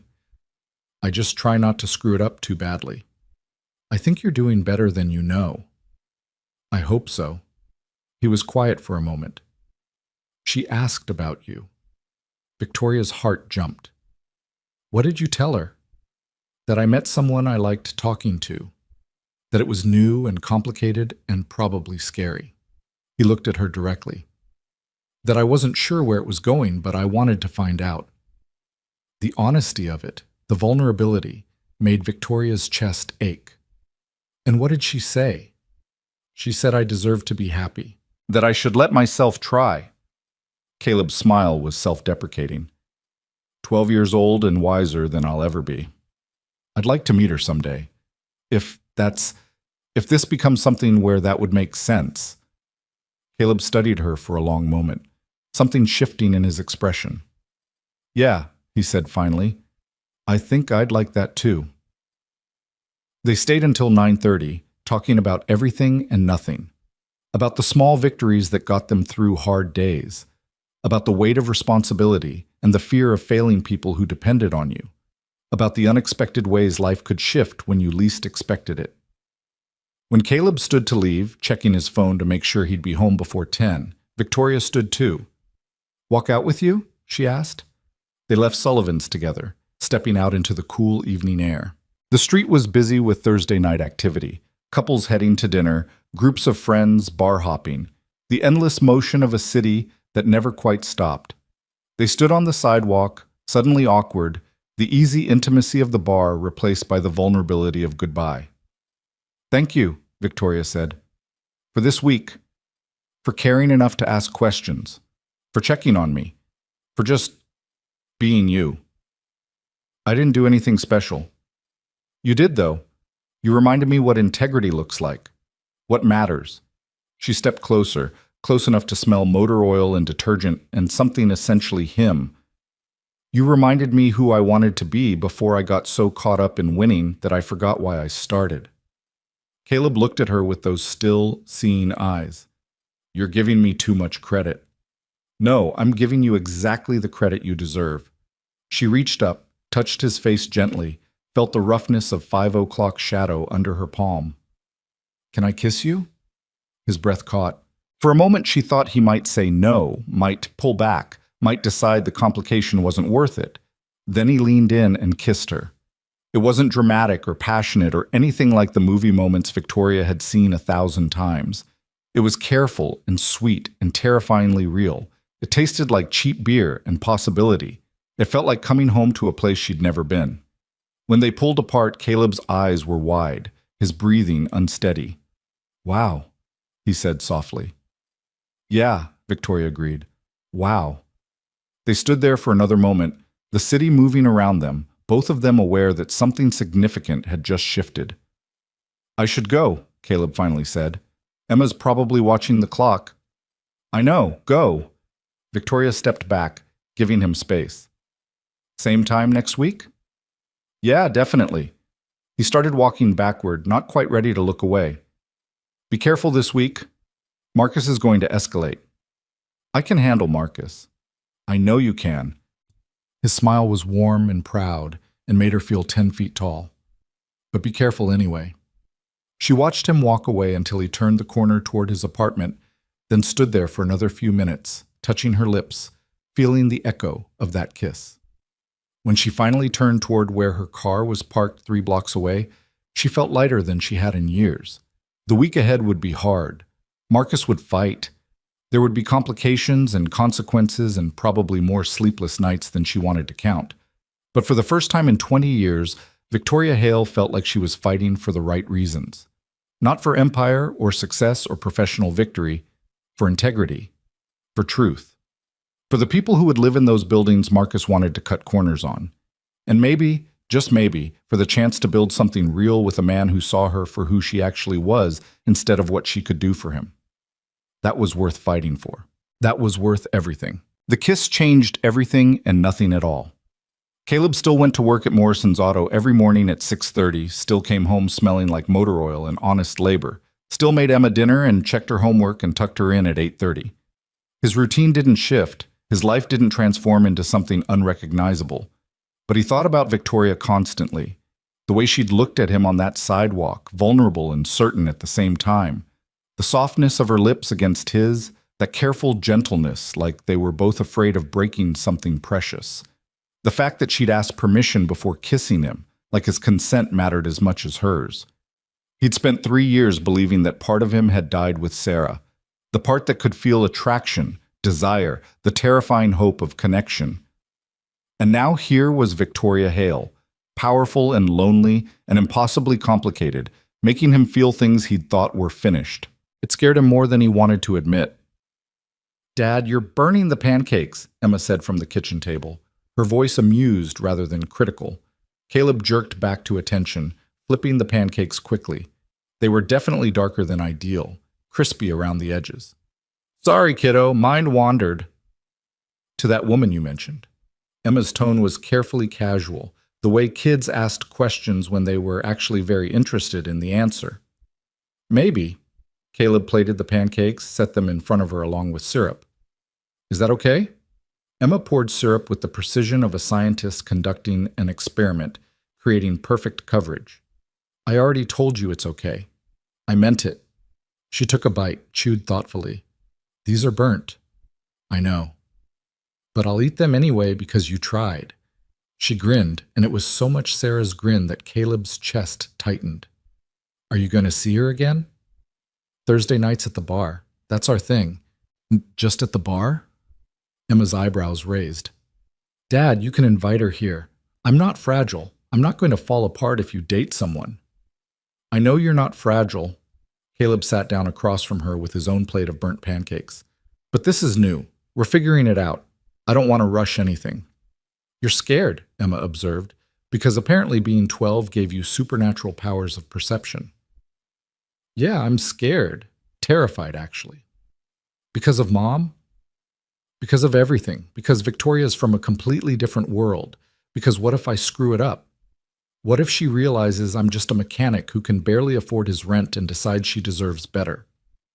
He hadn't meant to say all that out loud, but Emma had a way of pulling honesty out of him. Emma set down her fork, looked at him with those serious brown eyes. "Dad, if she thinks she deserves better than you, then she's an idiot. And you said she was smart, so I don't think she's an idiot. She is smart. Brilliant, actually." "Then trust her to know what she wants." Emma picked up her fork again. "And trust yourself to be worth wanting." Caleb stared at his daughter, wondering when she'd gotten so wise, so sure of things he still questioned. "When did you grow up?" "Probably around the time I learned to make my own breakfast because you had early shifts." She smiled to soften the words. "I'm just saying, you're a good dad. You're a good person. You deserve to be happy. Stop punishing yourself for Mom dying. The words hit like a physical blow. I'm not. You are, though. Emma's voice was gentle but firm. You think if you just work hard enough, sacrifice enough, stay sad enough, somehow that makes it okay that she's gone. But Dad, she's gone anyway. Being miserable doesn't bring her back. It just makes both of us sad. Caleb felt his throat close up, felt tears threatening. I'm not trying to be miserable. I know, you're trying to be good enough, but you already are. Emma reached across the table, took his hand. Mom would want you to be happy. She told me that before she died. Made me promise to make sure you didn't just stop living. She said that? Yeah, she was really worried about you, about how you'd be okay. Emma's eyes were bright with unshed tears. She made me promise to kick your butt if you turned into a sad hermit. So I'm keeping that promise. Consider your butt kicked. Caleb laughed through the tears that were falling now, pulled Emma into a hug across the table. You're too smart for 12. I know, it's a burden. She hugged him back hard. So invite Victoria over. Let me meet her.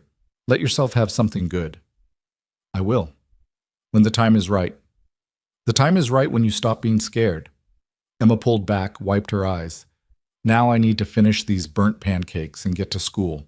We have a math test, and I actually studied this time. After Emma left for school, Caleb sat in the quiet apartment thinking about his daughter's words, about Sarah's final wishes, about the way he'd been surviving instead of living, going through motions instead of actually engaging with the world, about Victoria, who'd asked if she could kiss him like his answer mattered. His phone buzzed. A text from Victoria. Marcus is threatening legal action. My lawyer says he doesn't have a case, but it's going to get ugly. How do you deal with people who can't admit when they're wrong? Caleb typed back.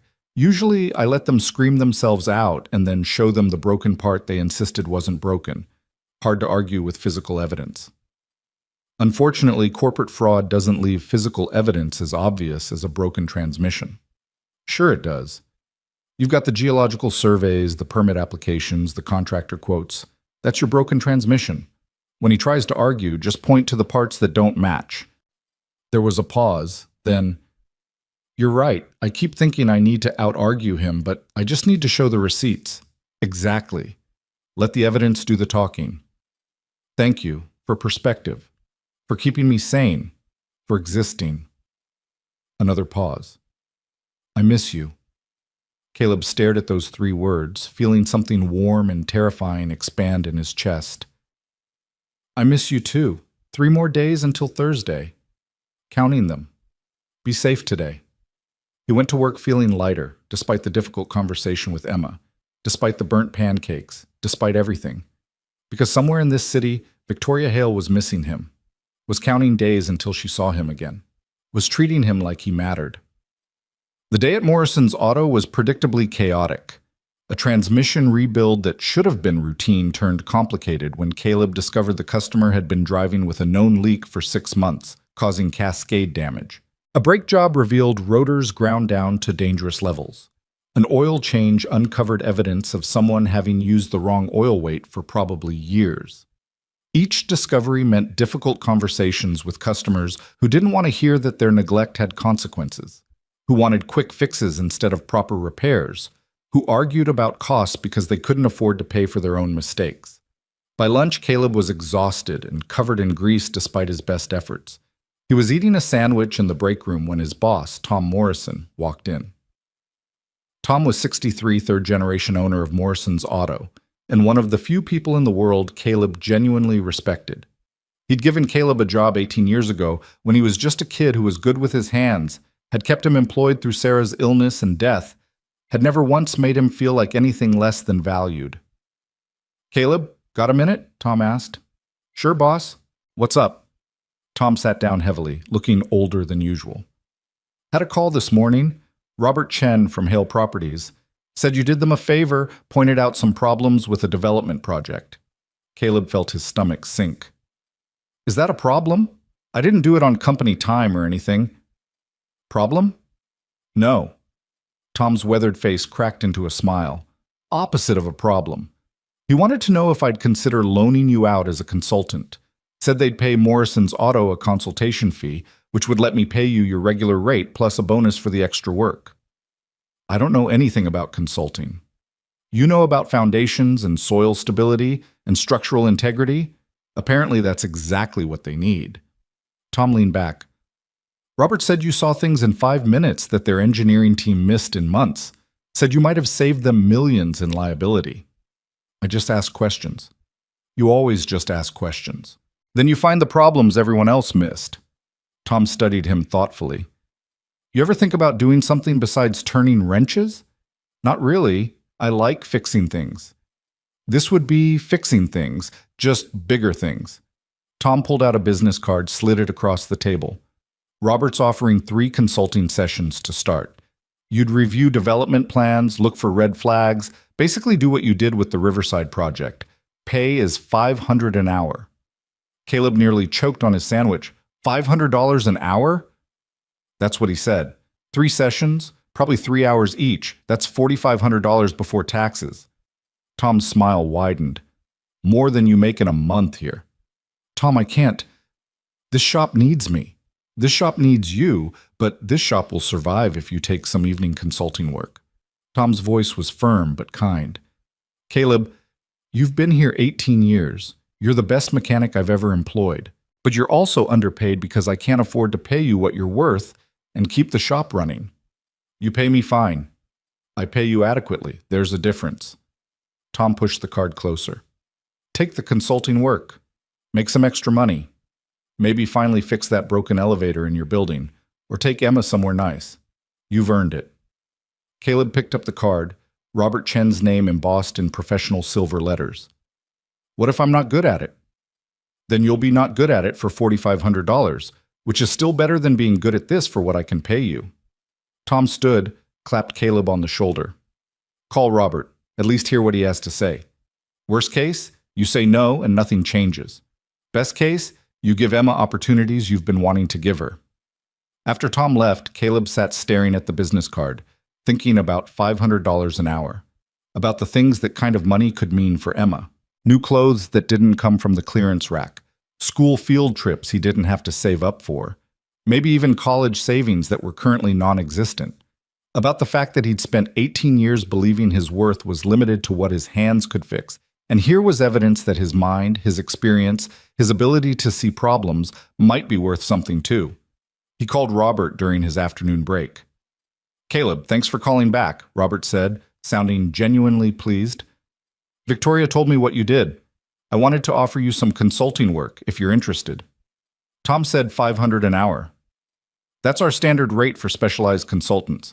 Given that you potentially saved us 8 figures in liability, I'd say you're worth it. I'm a mechanic, Mr. Chen. I don't have degrees or credentials or... You have 18 years of practical experience and an eye for structural problems that our credentialed engineers missed. That's exactly what we need. Robert's tone was professional, but warm. Look, we're not asking you to design buildings. We're asking you to review plans and tell us if you see anything that raises red flags. Use your experience. Trust your instincts. That's it. What if my instincts are wrong? Then we get second opinions from engineers. But your instincts on the Riverside project were dead right, so I'm willing to bet they'll be right more often than not. Robert paused. Can I send you a contract? No obligation. Just look it over, think about it. Talk to Victoria about it. She speaks very highly of you. Caleb felt his face heat at that. She does? Constantly. Says you're the most perceptive person she's met in 20 years of business. Robert's voice carried a smile. Between you and me, I think you're more than just a professional interest to her. We're figuring that out. Good. She deserves someone who sees her as more than a CEO.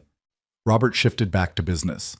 I'll email the contract, take your time, but I hope you'll consider it. We could use someone who asks the right questions. The contract arrived in Caleb's email 20 minutes later. It was surprisingly straightforward. 3 consulting sessions, 3 hours each, $500 per hour paid to Morrison's Auto, who would then pay Caleb his regular rate plus a $1,000 bonus per session.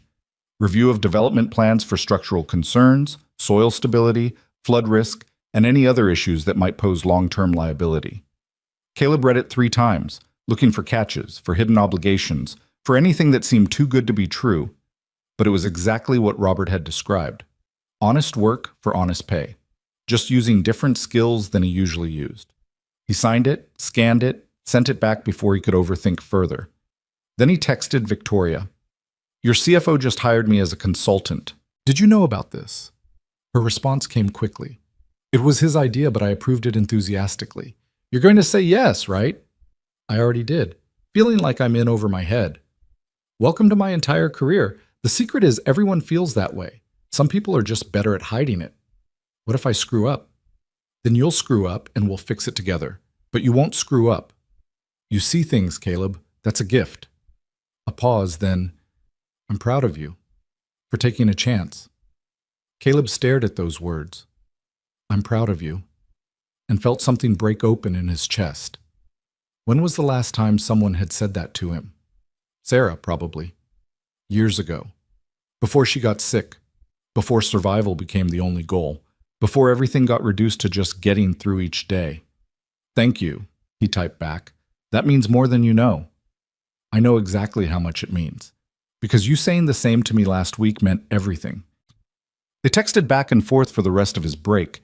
Easy conversation about nothing important that somehow felt vital. Victoria told him about a building she was considering purchasing, asked his opinion on the photos she sent of the foundation. Caleb pointed out water staining that suggested drainage issues, recommended she get a comprehensive moisture analysis before making an offer. She sent back a string of emoji, surprised faces, and hearts and thumbs up that made him laugh out loud in the break room. When he got home that night, Emma was already cooking dinner. Spaghetti, her specialty. The kitchen filled with the smell of garlic and tomato sauce. "You're cooking?" Caleb asked, surprised. "You've had a long week. Figured I'd help." She stirred the sauce with the confidence of someone who'd been cooking since she was 9. "Plus, I wanted to talk to you about something." "That sounds ominous." "It's not bad. Just—" Emma turned to face him, suddenly nervous. "My friend Jasmine's having a birthday party next weekend at that trampoline place downtown, and I was invited." "That's great, Em. You should go." "It costs $30 for the admission and the pizza party after." She said it quickly, like ripping off a bandage. "I know that's a lot. I have some birthday money saved. I can contribute." "Emma." Caleb's heart broke a little. "You shouldn't have to pay for your own birthday parties." "I know, but money's tight, and I don't want to make things harder." "I got a consulting job today with Victoria's company. It pays really well." He pulled her into a hug. "You can go to the party. You can buy Jasmine a present. You don't have to worry about money." Emma pulled back, eyes wide. "Really? A consulting job? Doing what?" "Looking at building plans, telling them if I see problems. Apparently I'm good at that." "Of course you are. You're good at everything." Emma's smile was brilliant. "Dad, that's amazing. Does this mean we can finally fix the elevator?" "Let's not get crazy, but yeah, things might be a little easier." He kissed her forehead. "Go to your party. Have fun. Be 12. That night, after Emma was asleep, Caleb sat on his small balcony looking out at the city. 3 floors up wasn't high enough for a real view, just other buildings and distant lights and the endless motion of urban life. But it felt different tonight, like he was seeing it from a new angle. He thought about the chain of events that had led here. Walking into Sullivan's 3 months ago, just looking for somewhere to be that wasn't his empty apartment. Noticing Victoria noticing him. Marcus's cruelty backfiring into connection. That conversation about the Riverside project that had somehow turned into a consulting contract. The way small moments accumulated into significant change when you weren't paying attention. His phone rang. Victoria, calling instead of texting. "Hey," he answered, smiling without meaning to. "Hey yourself, is this a good time?" "Perfect time. Emma's asleep. I'm just sitting here thinking." "About what?" Her voice was soft, intimate in a way it never was during business hours. "About how weird life is. 3 months ago, I was just trying to survive each day. Now I've got a consulting contract. My daughter's going to birthday parties without worrying about money, and I'm talking to a woman who makes me feel things I thought were dead." Victoria was quiet for a moment. "Is that good weird or bad weird?" "Terrifying weird, but probably good." He leaned back in his chair, looking at the stars barely visible through light pollution. Your CFO seems to think I know what I'm doing. Robert's a good judge of character. If he hired you, it's because he believes you'll deliver. She paused. I believe you'll deliver too. Even though I have no idea what I'm doing? Especially because of that. People who think they know everything stop asking questions. You ask all the right questions. Victoria's voice carried warmth that made his chest tight. That's what we need. Fresh eyes. Someone who isn't so deep in industry standards that they forget to question whether those standards actually make sense. I'm just a mechanic who knows about foundations. You're a mechanic who understands that cutting corners has consequences, who cares about the people who live in the buildings we approve, who sees systems instead of just parts. Victoria laughed softly. Do you know how rare that is? Most consultants we hire are so focused on liability protection and code compliance that they forget actual human beings will live and work in these spaces. That's depressing. That's reality, which is why having you involved matters. She sighed, and he could picture her in that penthouse apartment, looking out at the city from 14 floors up. Marcus filed his lawsuit today, against me personally and against Hale Properties. Caleb sat up straighter. For what? Breach of contract. Tortious interference, defamation. He's throwing everything at the wall, hoping something sticks. She didn't sound scared, just tired. My lawyer says it's all baseless, that we'll get it dismissed within a month, but it's still exhausting. What can I do? You're already doing it, talking to me, reminding me why this matters. Her voice softened further. Being someone I can be honest with instead of always having to be strong. You are strong. Strongest person I know. I'm tired of being strong. Sometimes I just want to be... She trailed off. Human? Caleb supplied. Yeah. Human. Scared and uncertain and making decisions that might be wrong. Victoria laughed, but it was edged with pain. I've spent 20 years building this armor, being the CEO who doesn't flinch, who always knows the answer. And now here you are, making me want to take it off. Is that a bad thing? No, just unfamiliar. She was quiet for a moment. Caleb, can I ask you something? Anything. What are we doing? This thing between us. Because it feels important and I don't want to mess it up by assuming wrong. Caleb thought about Emma's words that morning, about Sarah's deathbed wishes, about the kiss on the sidewalk, and the way Victoria looked at him like he was worth seeing. I think we're figuring out if two people from completely different worlds can build something real together, he said carefully. I think we're both scared, and both hoping and both willing to try despite the fear. That's a good answer. I have a good teacher. My 12-year-old daughter is apparently a relationship expert. Victoria laughed, real and bright. I really do want to meet her. When you're ready. Soon, Caleb promised. She's already threatened to kick my butt if I don't let myself be happy. Apparently my late wife made her promise. Your wife sounds like she was an amazing woman. She was. Would have liked you, I think. You both had that same thing, that steel underneath the softness, that refusal to accept less than you deserve. Caleb smiled, remembering. She would have appreciated someone making me work for it instead of just letting me coast. I'm making you work for it? In the best way. Making me think about who I want to be instead of just who I have to be. He paused. Making me believe I'm worth wanting. Victoria's breath caught audibly. Caleb Reed, you are absolutely worth wanting. Don't doubt that for a second. They talked for another hour, about everything and nothing, about Emma's birthday party and Victoria's lawsuit and the consulting work ahead, about small dreams and big fears and the strange mathematics of human connection that defied logic. When they finally said goodnight, Caleb sat on his balcony for another 30 minutes, feeling the night air and thinking about trajectory. About how lives could change direction based on small choices, accumulated moments, unexpected connections. About how walking into a bar 3 months ago to escape loneliness had somehow led him here. To meaningful work, to possibility, to a woman who saw him clearly and wanted him anyway. About how terrifying and wonderful it was to let yourself hope again after you'd accepted that hope was finished. Thursday came with the weight of anticipation. Caleb found himself checking the clock all day, watching hours crawl toward evening. He took extra care getting ready after work, showering thoroughly to get all the grease off, wearing his best flannel, the green one Emma insisted brought out his eyes, making sure his hands were as clean as they could be given 18 years of mechanic work. Emma watched him fuss with poorly concealed amusement. "You're nervous. Is it that obvious? Dad, you've changed shirts 3 times. It's very obvious." She grinned. "You look good, though. Very handsome." "Thanks, kiddo. Tell Victoria I said hi, and that I'm excited to meet her when you stop being scared to introduce us. I'm working on the scared part." "I know. That's why I love you." Emma hugged him tight. "Have fun. Don't come home before 10 just because you think you should. Actually enjoy yourself." Walking to Sullivan's felt different tonight. The familiar route, 6 blocks through downtown, past Emma's bus stop and the convenience store and the closed shops, felt charged with possibility. Caleb found himself walking faster, eager in a way he hadn't been since before Sarah got sick. Victoria was already there when he arrived, sitting at the bar instead of her usual table, wearing jeans and a soft sweater instead of business armor.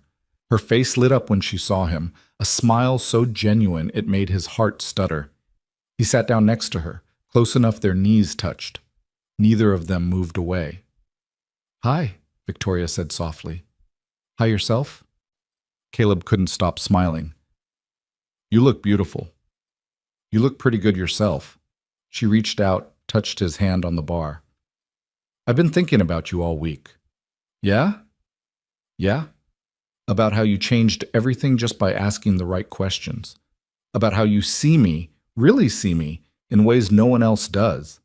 She laced her fingers through his. "About how much I want to kiss you again." "That can be arranged," Caleb said, his voice rough. They leaned in at the same time, meeting in the middle. This kiss was different from the first, less tentative, more certain. Victoria's hand came up to cup his face, and Caleb felt the last of his defenses crumble. When they pulled apart, breathless, the entire bar was watching them, including Marcus Lang, who'd apparently chosen tonight to return to Sullivan's with his entourage. His face was twisted with contempt and something that might have been jealousy. "How touching," he said loudly enough for everyone to hear. "The CEO and the mechanic. Like a Hallmark movie, except in real life this ends when she gets bored of slumming it." Victoria's entire body went rigid, fury replacing warmth. But before she could respond, Caleb squeezed her hand gently. "I got this," he said quietly. He turned to face Marcus with the same calm he'd shown every time. "You know what the difference is between you and me, Marcus?" "About 6 figures in annual income," Marcus shot back. "I sleep fine at night," Caleb said simply, "because I don't cut corners that put people at risk. I don't lie on permit applications. I don't build my success on fraud and hope no one notices." The bar had gone completely silent. Marcus's face flushed dark red. "You don't know what you're talking about." "I know exactly what I'm talking about. I know you tried to save $800,000 by using inadequate foundations in flood-prone soil. I know you filed permits with false documentation. I know you're suing Victoria because she wouldn't let you risk people's lives for your profit margin." Caleb's voice stayed level, almost gentle. "And I know everyone in this bar now knows it too." Marcus looked around, seeing the judgment on faces that used to admire him, seeing his reputation crumbling in real time. "This isn't over," he said, voice shaking with rage. "Yeah, it is," Victoria said quietly, standing to face him. "Your lawsuit will be dismissed. Your reputation is ruined. And you did it all to yourself by choosing profit over people." She stepped closer to Caleb, her hand finding his. "Now get out. You're not welcome here anymore." Marcus looked between them, calculation and fury warring in his expression. Then he turned and walked out, his followers trailing behind him uncertainly. The silence stretched for another moment. Then Tommy the bartender started clapping. One person, then another, then the entire bar joined in. Victoria turned to Caleb, eyes bright with tears and triumph. "You just destroyed him in front of everyone. He destroyed himself. I just pointed it out." Caleb pulled her close, not caring who was watching. "You okay?" "More than okay." She kissed him again, soft and sweet and full of promise. "I'm perfect." They stayed at Sullivan's until closing, talking and laughing and planning. Victoria told him about the 3 projects she wanted him to consult on. Caleb told her about Emma's birthday party and how his daughter was demanding to meet her. And somewhere in the middle of cheap beer and honest conversation, surrounded by strangers who'd watched their whole story unfold, they stopped being two lonely people surviving their separate lives. They became something else, something real, something worth fighting for. The applause in Sullivan's faded, but the feeling it left behind stayed with Caleb for days. He'd spent 42 years being invisible, being overlooked, being the guy people forgot was in the room. And in one moment, an entire bar full of strangers had seen him, had recognized that quiet strength could be more powerful than loud performance, had witnessed him stand up for what was right without raising his voice or his fists. The following Monday, Caleb showed up for his first official consulting session at Hale Properties wearing the nicest clothes he owned, khakis he'd bought for Sarah's funeral 3 years ago, and a button-down shirt Emma had helped him pick out over the weekend. He felt like a kid playing dress-up, his work boots replaced with shoes that pinched slightly, his calloused hands scrubbed clean but still bearing the permanent stains of 18 years turning wrenches. The Hale Properties building was glass and steel and money. 14 floors of success built by a woman who'd started with nothing and refused to accept limits. Caleb stood in the lobby feeling profoundly out of place, wondering if he'd made a terrible mistake accepting this job. Then Victoria stepped off the elevator, saw him, and smiled like he was the only person in the building that mattered. "You came," she said, walking toward him with purpose. "You hired me. Would have been rude not to show up." Caleb tried to match her professional demeanor, aware of the security guard watching them, the receptionist pretending not to listen. "Come on, Robert's waiting in the conference room." She touched his arm briefly, a gesture that looked professional but felt intimate. "And Caleb? Breathe.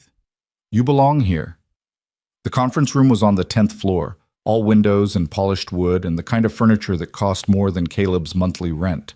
Robert Chen was already there, along with two people Caleb didn't recognize, a woman in her 50s with sharp eyes and a younger man taking notes on a tablet. "Caleb, good to see you." Robert stood, shook his hand firmly. "This is Patricia Wong, our head of acquisitions, and James Miller, our junior analyst. We're looking at a potential warehouse conversion in the industrial district. Thought it would be a good first project for you." Patricia slid a folder across the table.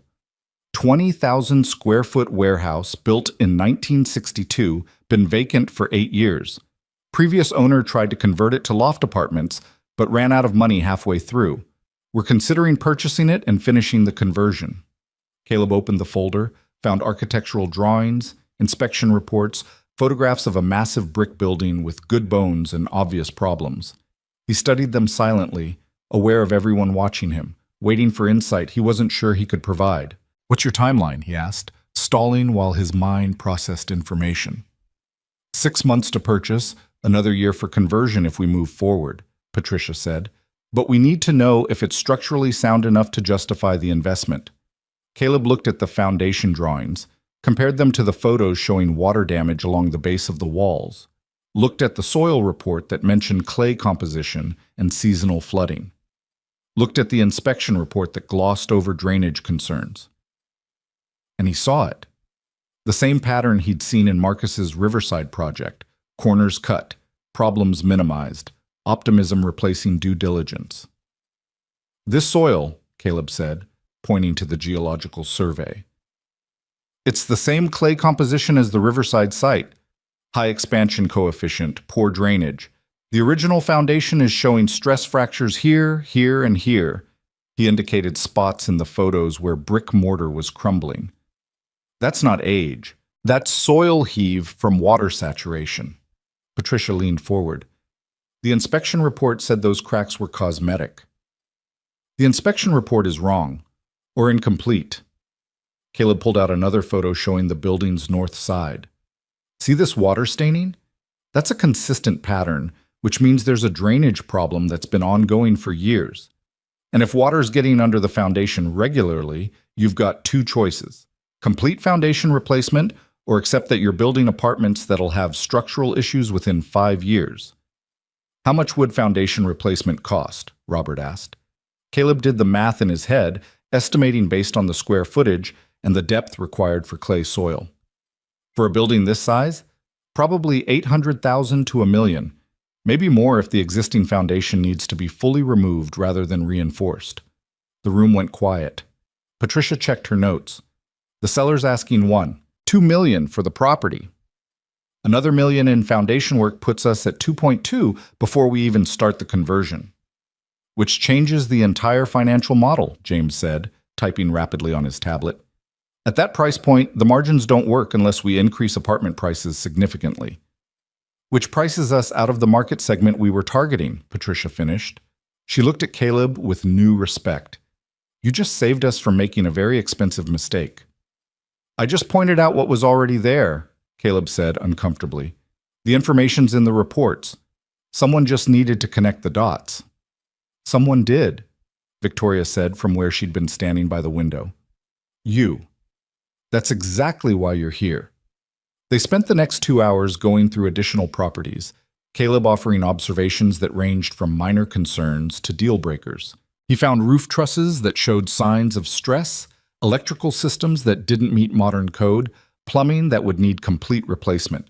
Each time he explained his reasoning in language that made sense, backing up instinct with experience. By the end of the session, Patricia was taking notes on everything he said. James was adding his concerns to their property database, and Robert was smiling like he'd just made the investment of the year. Caleb, that was exceptional, Robert said as they wrapped up. You've got a natural talent for this. I just know what breaks and why, Caleb said. Spent 18 years fixing other people's mistakes. You learn to spot the patterns. That's exactly what we need. Someone who understands failure points before they fail. Robert pulled out his phone, checked his calendar. Can you do 2 sessions next week? We've got a portfolio of properties I'd like your eyes on. Caleb thought about his schedule at Morrison's, about Emma's volleyball games and parent-teacher conferences, and the careful balance of his life. Thought about $500 an hour and what that could mean for his daughter's future. Yeah, he said, I can make that work. After the meeting ended and everyone else had left, Victoria walked Caleb to the elevator. They stood in the hallway alone, the professional masks dropping. You were amazing in there, Victoria said softly. I was terrified. You hit it well. She smiled, reached out to straighten his collar in a gesture that was pure affection. Patricia never respects anyone on first meeting. You won her over in 20 minutes. I just told her the truth. You told her what she needed to hear even though it killed a deal she'd been working on for months. That takes courage. Victoria's hand lingered on his chest. I'm proud of you. Those words again hitting him like a physical force. Thank you for believing I could do this. I believe you can do anything you set your mind to. She glanced down the hallway, checking they were still alone, then kissed him quickly. Dinner Friday night? Actually dinner, not just bar food. I want to take you somewhere nice. I don't own a suit. I don't care what you wear. I just want to spend time with you. She smiled. Emma too, if she's ready. I thought maybe we could do something fun. There's a new pizza place that has arcade games. Caleb felt his heart expand in his chest. You want to meet my daughter over pizza and arcade games? I want to meet the person who matters most to you in a setting where she feels comfortable, where we can just be people, not CEO and consultant. Victoria's eyes were vulnerable, hopeful. If that's okay. If I'm not pushing too fast. Emma's been demanding to meet you for 2 weeks. She threatened to show up at Sullivan's and introduce herself if I didn't arrange something soon. Victoria laughed, bright and genuine. I like her already. Friday night then, 6 o'clock? Perfect. I'll pick you up. You don't have to Caleb, Victoria's voice was firm. Let me do this. Let me take you and Emma somewhere nice. Let me be part of your life in a real way. He nodded, not trusting his voice, overwhelmed by the simple fact that this incredible woman wanted to be part of his ordinary life. The elevator arrived. Caleb stepped in, turned to face her.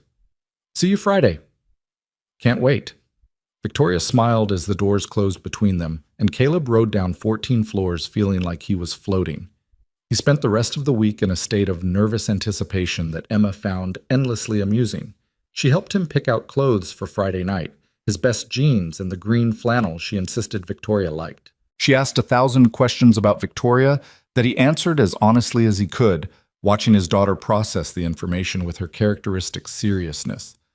So she's really successful, Emma said Thursday night while they were doing dishes together. Like, really rich? Yeah, really successful. Built her company from nothing. And she likes you? Like, romantically likes you? Seems to, yeah. Though I still don't quite understand why. Emma rolled her eyes. Dad, you're smart and kind and honest, and you actually care about people. Why wouldn't she like you? Because I'm a mechanic who lives in an apartment with a broken elevator and can barely afford. If you finish that sentence with something about not being good enough, I'm going to throw this dish towel at you. Emma's voice was fierce. You are enough, more than enough. And if Victoria can't see that, she's not worth your time. She does see it. That's what scares me. Ooh, good scared or bad scared? Caleb thought about it, about the way Victoria looked at him, about the consulting work, and the kiss at Sullivan's, and the careful way they were building something real. Good scared, the kind where you know something matters and you don't want to screw it up. Then don't screw it up, Emma grinned. Be yourself. That's what she likes anyway. Friday arrived with unseasonable warmth, the kind of early spring evening that felt like a gift. Caleb spent the day at Morrison's fighting with a particularly stubborn transmission, came home covered in grease, and immediately jumped in the shower. Emma had already changed into her favorite dress, purple with flowers saved for special occasions, and was pacing the apartment nervously. What if she doesn't like me? Emma asked when Caleb emerged from his room dressed and anxious. She's going to love you. How could she not? What if I say something stupid? What if I'm awkward? Then you'll be 12 and occasionally awkward, which is normal. Caleb pulled her into a hug. Em, she wants to meet you because you're important to me. Just be yourself. That's always enough. Victoria arrived at exactly 6 o'clock, driving a sleek silver car that probably cost more than Caleb had earned in the last 3 years. But when she stepped out, she wasn't wearing CEO armor, just jeans and a soft sweater and a smile that made Caleb's heart stutter. Hi, she said, then turned to Emma. You must be Emma. I've heard so much about you. Emma studied Victoria with the serious intensity she brought to everything important. Dad says you're really smart and kind of scary at work, but nice in person. Victoria laughed. That's probably accurate. Your dad's pretty smart himself, and definitely kind. I know, everyone underestimates him because he's quiet. Emma's voice carried the fierce protectiveness of someone defending what mattered most. But he's the best person I know. I think so too, Victoria said softly, meeting Caleb's eyes over Emma's head. The pizza place was called Tony's, a family-run restaurant that had been serving the neighborhood for 40 years. It was loud and chaotic and absolutely perfect. The kind of place where kids could be kids, and no one cared if you wore jeans or designer clothes. They grabbed a booth in the back, ordered a large pizza with everything, and Emma immediately dragged Victoria over to look at the arcade games. Caleb watched them from the booth, his daughter explaining the mechanics of skee-ball, while Victoria listened with genuine interest, asking questions and laughing at Emma's dramatic demonstrations. They looked natural together, easy in a way that made his chest ache with hope. When they returned to the table, Emma was chattering about volleyball in school and her friend Jasmine's birthday party. Victoria listened attentively, asking follow-up questions that showed she was actually engaged rather than just being polite. Your dad mentioned you're interested in engineering, Victoria said when the pizza arrived. Emma's eyes lit up. Yeah, I love figuring out how things work. Dad lets me help when he's fixing stuff around the apartment. She rebuilt our garbage disposal last month, Caleb added proudly. Found a YouTube tutorial and just did it. That's impressive. Have you thought about what kind of engineering? Victoria asked. Structural, maybe? I like the idea of designing buildings that don't fall down. Emma grinned, especially after Dad told me about that guy Marcus who tried to build apartments on bad foundations. Victoria's eyebrows rose. He told you about that? Emma's very involved in my life, Caleb said. I don't keep secrets from her. I like that. Victoria's voice was warm. My father never talked to me about his work. Made me feel like I wasn't important enough to include. That's sad, Emma said matter-of-factly. Dad includes me in everything. Sometimes I wish he'd include me less when it's stuff like bills and insurance, but mostly it's good. They ate pizza and played arcade games and talked about everything from volleyball strategy to the ethics of urban development. Emma grilled Victoria about her company with the relentless curiosity of someone who'd learned to ask hard questions. Victoria answered honestly, explaining both the successes and the compromises, the victories and the costs. At one point, Emma pulled Caleb aside while Victoria was getting more tokens for the arcade. "I like her," Emma said. "She's really smart, but not in a mean way, and she looks at you like you're special." "You think so?" "Dad, I'm 12, not blind." Emma hugged him quickly. "She's good for you. You smile more when you talk about her." When Victoria returned, she challenged Emma to a skee-ball competition that got surprisingly intense. Caleb watched them laughing and trash-talking and being genuinely happy, and felt something settle in his chest that had been unsettled for 3 years. This was what moving forward looked like. Not forgetting Sarah or replacing her, but allowing new people into the space grief had carved out, letting joy back in alongside the sorrow. They stayed at Tony's until nearly 9, when Emma started yawning despite her protests that she wasn't tired. Victoria drove them home, pulled up in front of Caleb's building with its still broken elevator and the broken concrete steps. "Thank you for tonight," Victoria said. Emma's wonderful. You've done an incredible job raising her." "We've done an incredible job raising each other," Caleb corrected. "She grew me up as much as I grew her up." Emma leaned forward from the back seat. "Victoria, can I ask you something?" "Of course."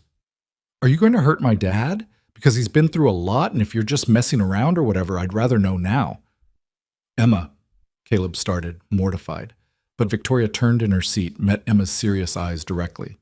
"I'm not messing around. Your dad is one of the best people I've ever met, and I care about him very much.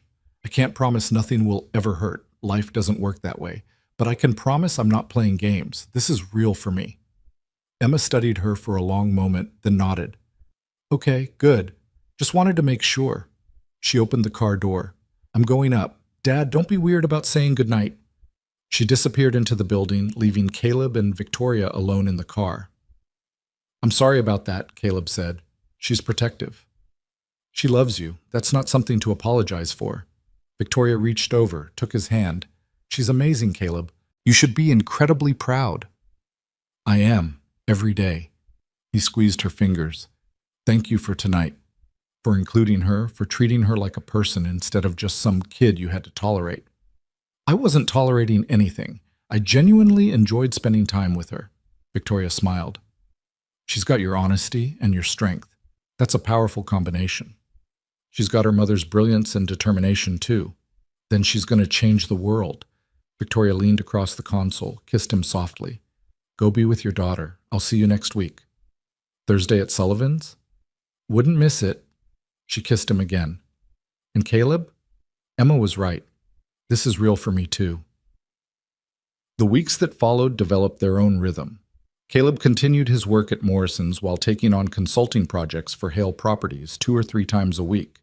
The money was better than he'd dreamed, enough to fix the elevator in his building, enough to start a real college fund for Emma, enough to stop counting every dollar and calculating every expense. But more than the money, the work itself mattered.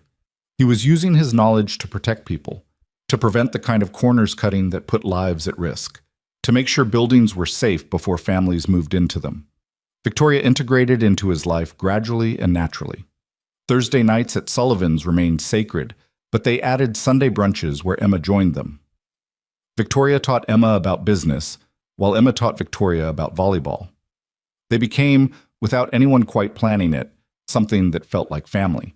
Marcus's lawsuit was dismissed in early May, exactly as Victoria's lawyers had predicted. The judge ruled that Victoria had acted appropriately in dissolving the partnership, that Marcus's permit application showed clear evidence of misrepresentation, and that any damages were the result of Marcus's own actions rather than Victoria's response to them. The dismissal made the business news, along with details about the foundation issues Marcus had tried to hide. Within a week, 3 major clients dropped Lang Development.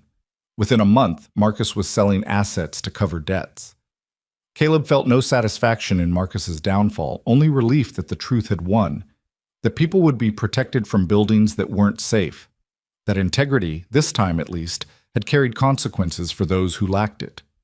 In June, Victoria asked Caleb to review plans for Hale Properties' largest project yet, a mixed-use development that would transform an entire city block. $20 million in investment, hundreds of residential units, ground floor commercial space, a community center. The kind of project that could define a career or destroy it. Caleb spent 3 weeks studying every detail, consulting with engineers and soil specialists and building inspectors.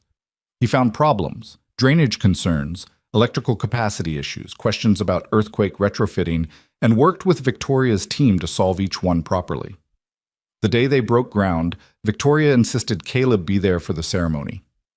He stood next to her in his work boots and flannel while photographers took pictures and local politicians gave speeches about community development and urban renewal. "This wouldn't exist without you," Victoria said quietly, while someone from the mayor's office droned on about economic impact. "Every person who lives here will be safe because you asked the right questions. You would have found the problems eventually. Maybe, or maybe I would have been so focused on timelines and budgets that I'd have missed something critical. You kept me honest." She squeezed his hand. "You keep me honest." That night they celebrated at Sullivan's, their place, where this whole thing had started. Tommy served them the terrible $4 beer they'd bonded over. The bar that had once been filled with Marcus's mocking laughter now felt like home. "Remember the first night we talked?" Victoria asked. "You were sitting right there looking like you wanted to disappear, and I was too chicken to come over. I remember thinking you were way out of my league. I was thinking the same thing about you, that you had something I'd lost somewhere along the way." She smiled.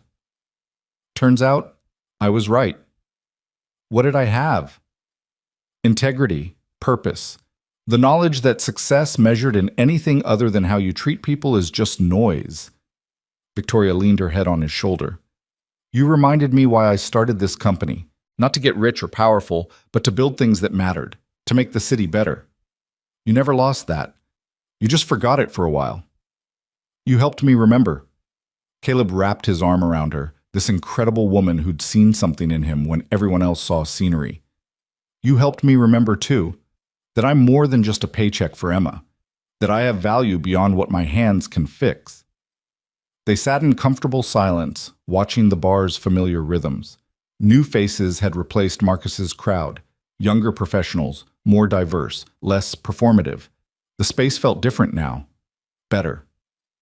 "Caleb," Victoria said softly, "I love you." The words hung in the air between them, 3 syllables that changed everything. "I love you too," he said, and it felt like the truest thing he'd ever spoken. "Probably have since you ordered that terrible beer just to sit next to me." She laughed, kissed him, and Caleb tasted salt from happy tears mixing with cheap beer. A year later, Caleb stood in a different kind of building, a small community center Hale Properties had donated to the neighborhood, built with proper foundations and earthquake retrofitting and every safety measure they could implement. Victoria was announcing a new initiative, a scholarship fund for students pursuing engineering degrees, with preference given to kids from working-class families.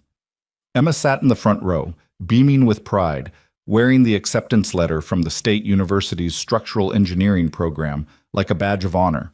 She'd gotten in on her own merit, but the scholarship from Victoria's fund would make it possible. "My partner and consultant Caleb Reed taught me something important," Victoria was saying from the small podium. "That the people who notice what's broken are often the ones everyone overlooks. That quiet competence matters more than loud performance. That asking the right questions can save lives." She looked directly at Caleb, standing at the back of the room in his usual flannel. "He taught me that success isn't about how much you accumulate, but about how much you protect, how much you build that lasts, how much you care when no one's watching." The crowd applauded. Caleb felt his face heat, uncomfortable with attention as always. But Emma turned around and gave him a thumbs up, and Victoria smiled at him like he'd hung the moon, and he let himself feel it, pride. Not in being recognized, but in having made a difference. After the ceremony, Emma rushed over and hugged him fiercely. "Did you hear? I got the scholarship, full tuition."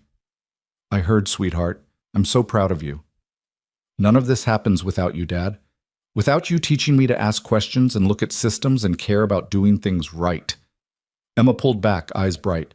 You changed everything just by being you. Victoria joined them, slipping her hand into Caleb's like it belonged there. Ready to go home? Home.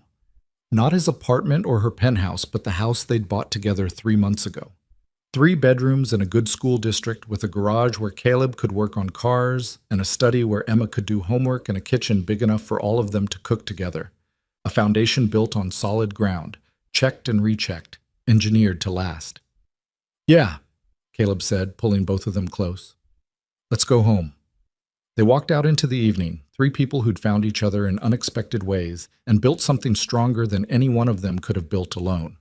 Behind them, the community center stood solid and safe, a monument to what happened when you asked the right questions and refused to accept easy answers, when you valued integrity over profit and people over performance, when you stopped measuring success by how loud you could be and started measuring it by how much good you could do when no one was watching. Caleb Reed had spent 42 years being invisible, being overlooked, being dismissed as just a mechanic who didn't matter. And in the end, he'd changed an entire city's approach to development simply by seeing what others missed and having the courage to speak up. He'd done it without raising his voice, or demanding recognition, or performing for an audience. He'd done it by being exactly who he'd always been: honest, careful, committed to doing things right even when shortcuts were easier. He'd done it by staying true to himself when everyone else was performing. And that, it turned out, was the loudest statement of all. Not the noise of ambition or the performance of success, but the quiet, steady strength of a man who showed up every day and did what mattered, who asked the right questions, who cared about the people who would live in the buildings he helped protect, who loved his daughter fiercely and loved his partner deeply and loved his work honestly, who proved that you didn't need to be loud to be heard. You just needed to be real. And in a world obsessed with performance, with noise, with the desperate scramble for attention and recognition, that authenticity was revolutionary. Caleb Reed had never tried to be revolutionary. He just tried to be good. Turned out, in the end, that was more than enough. It was everything.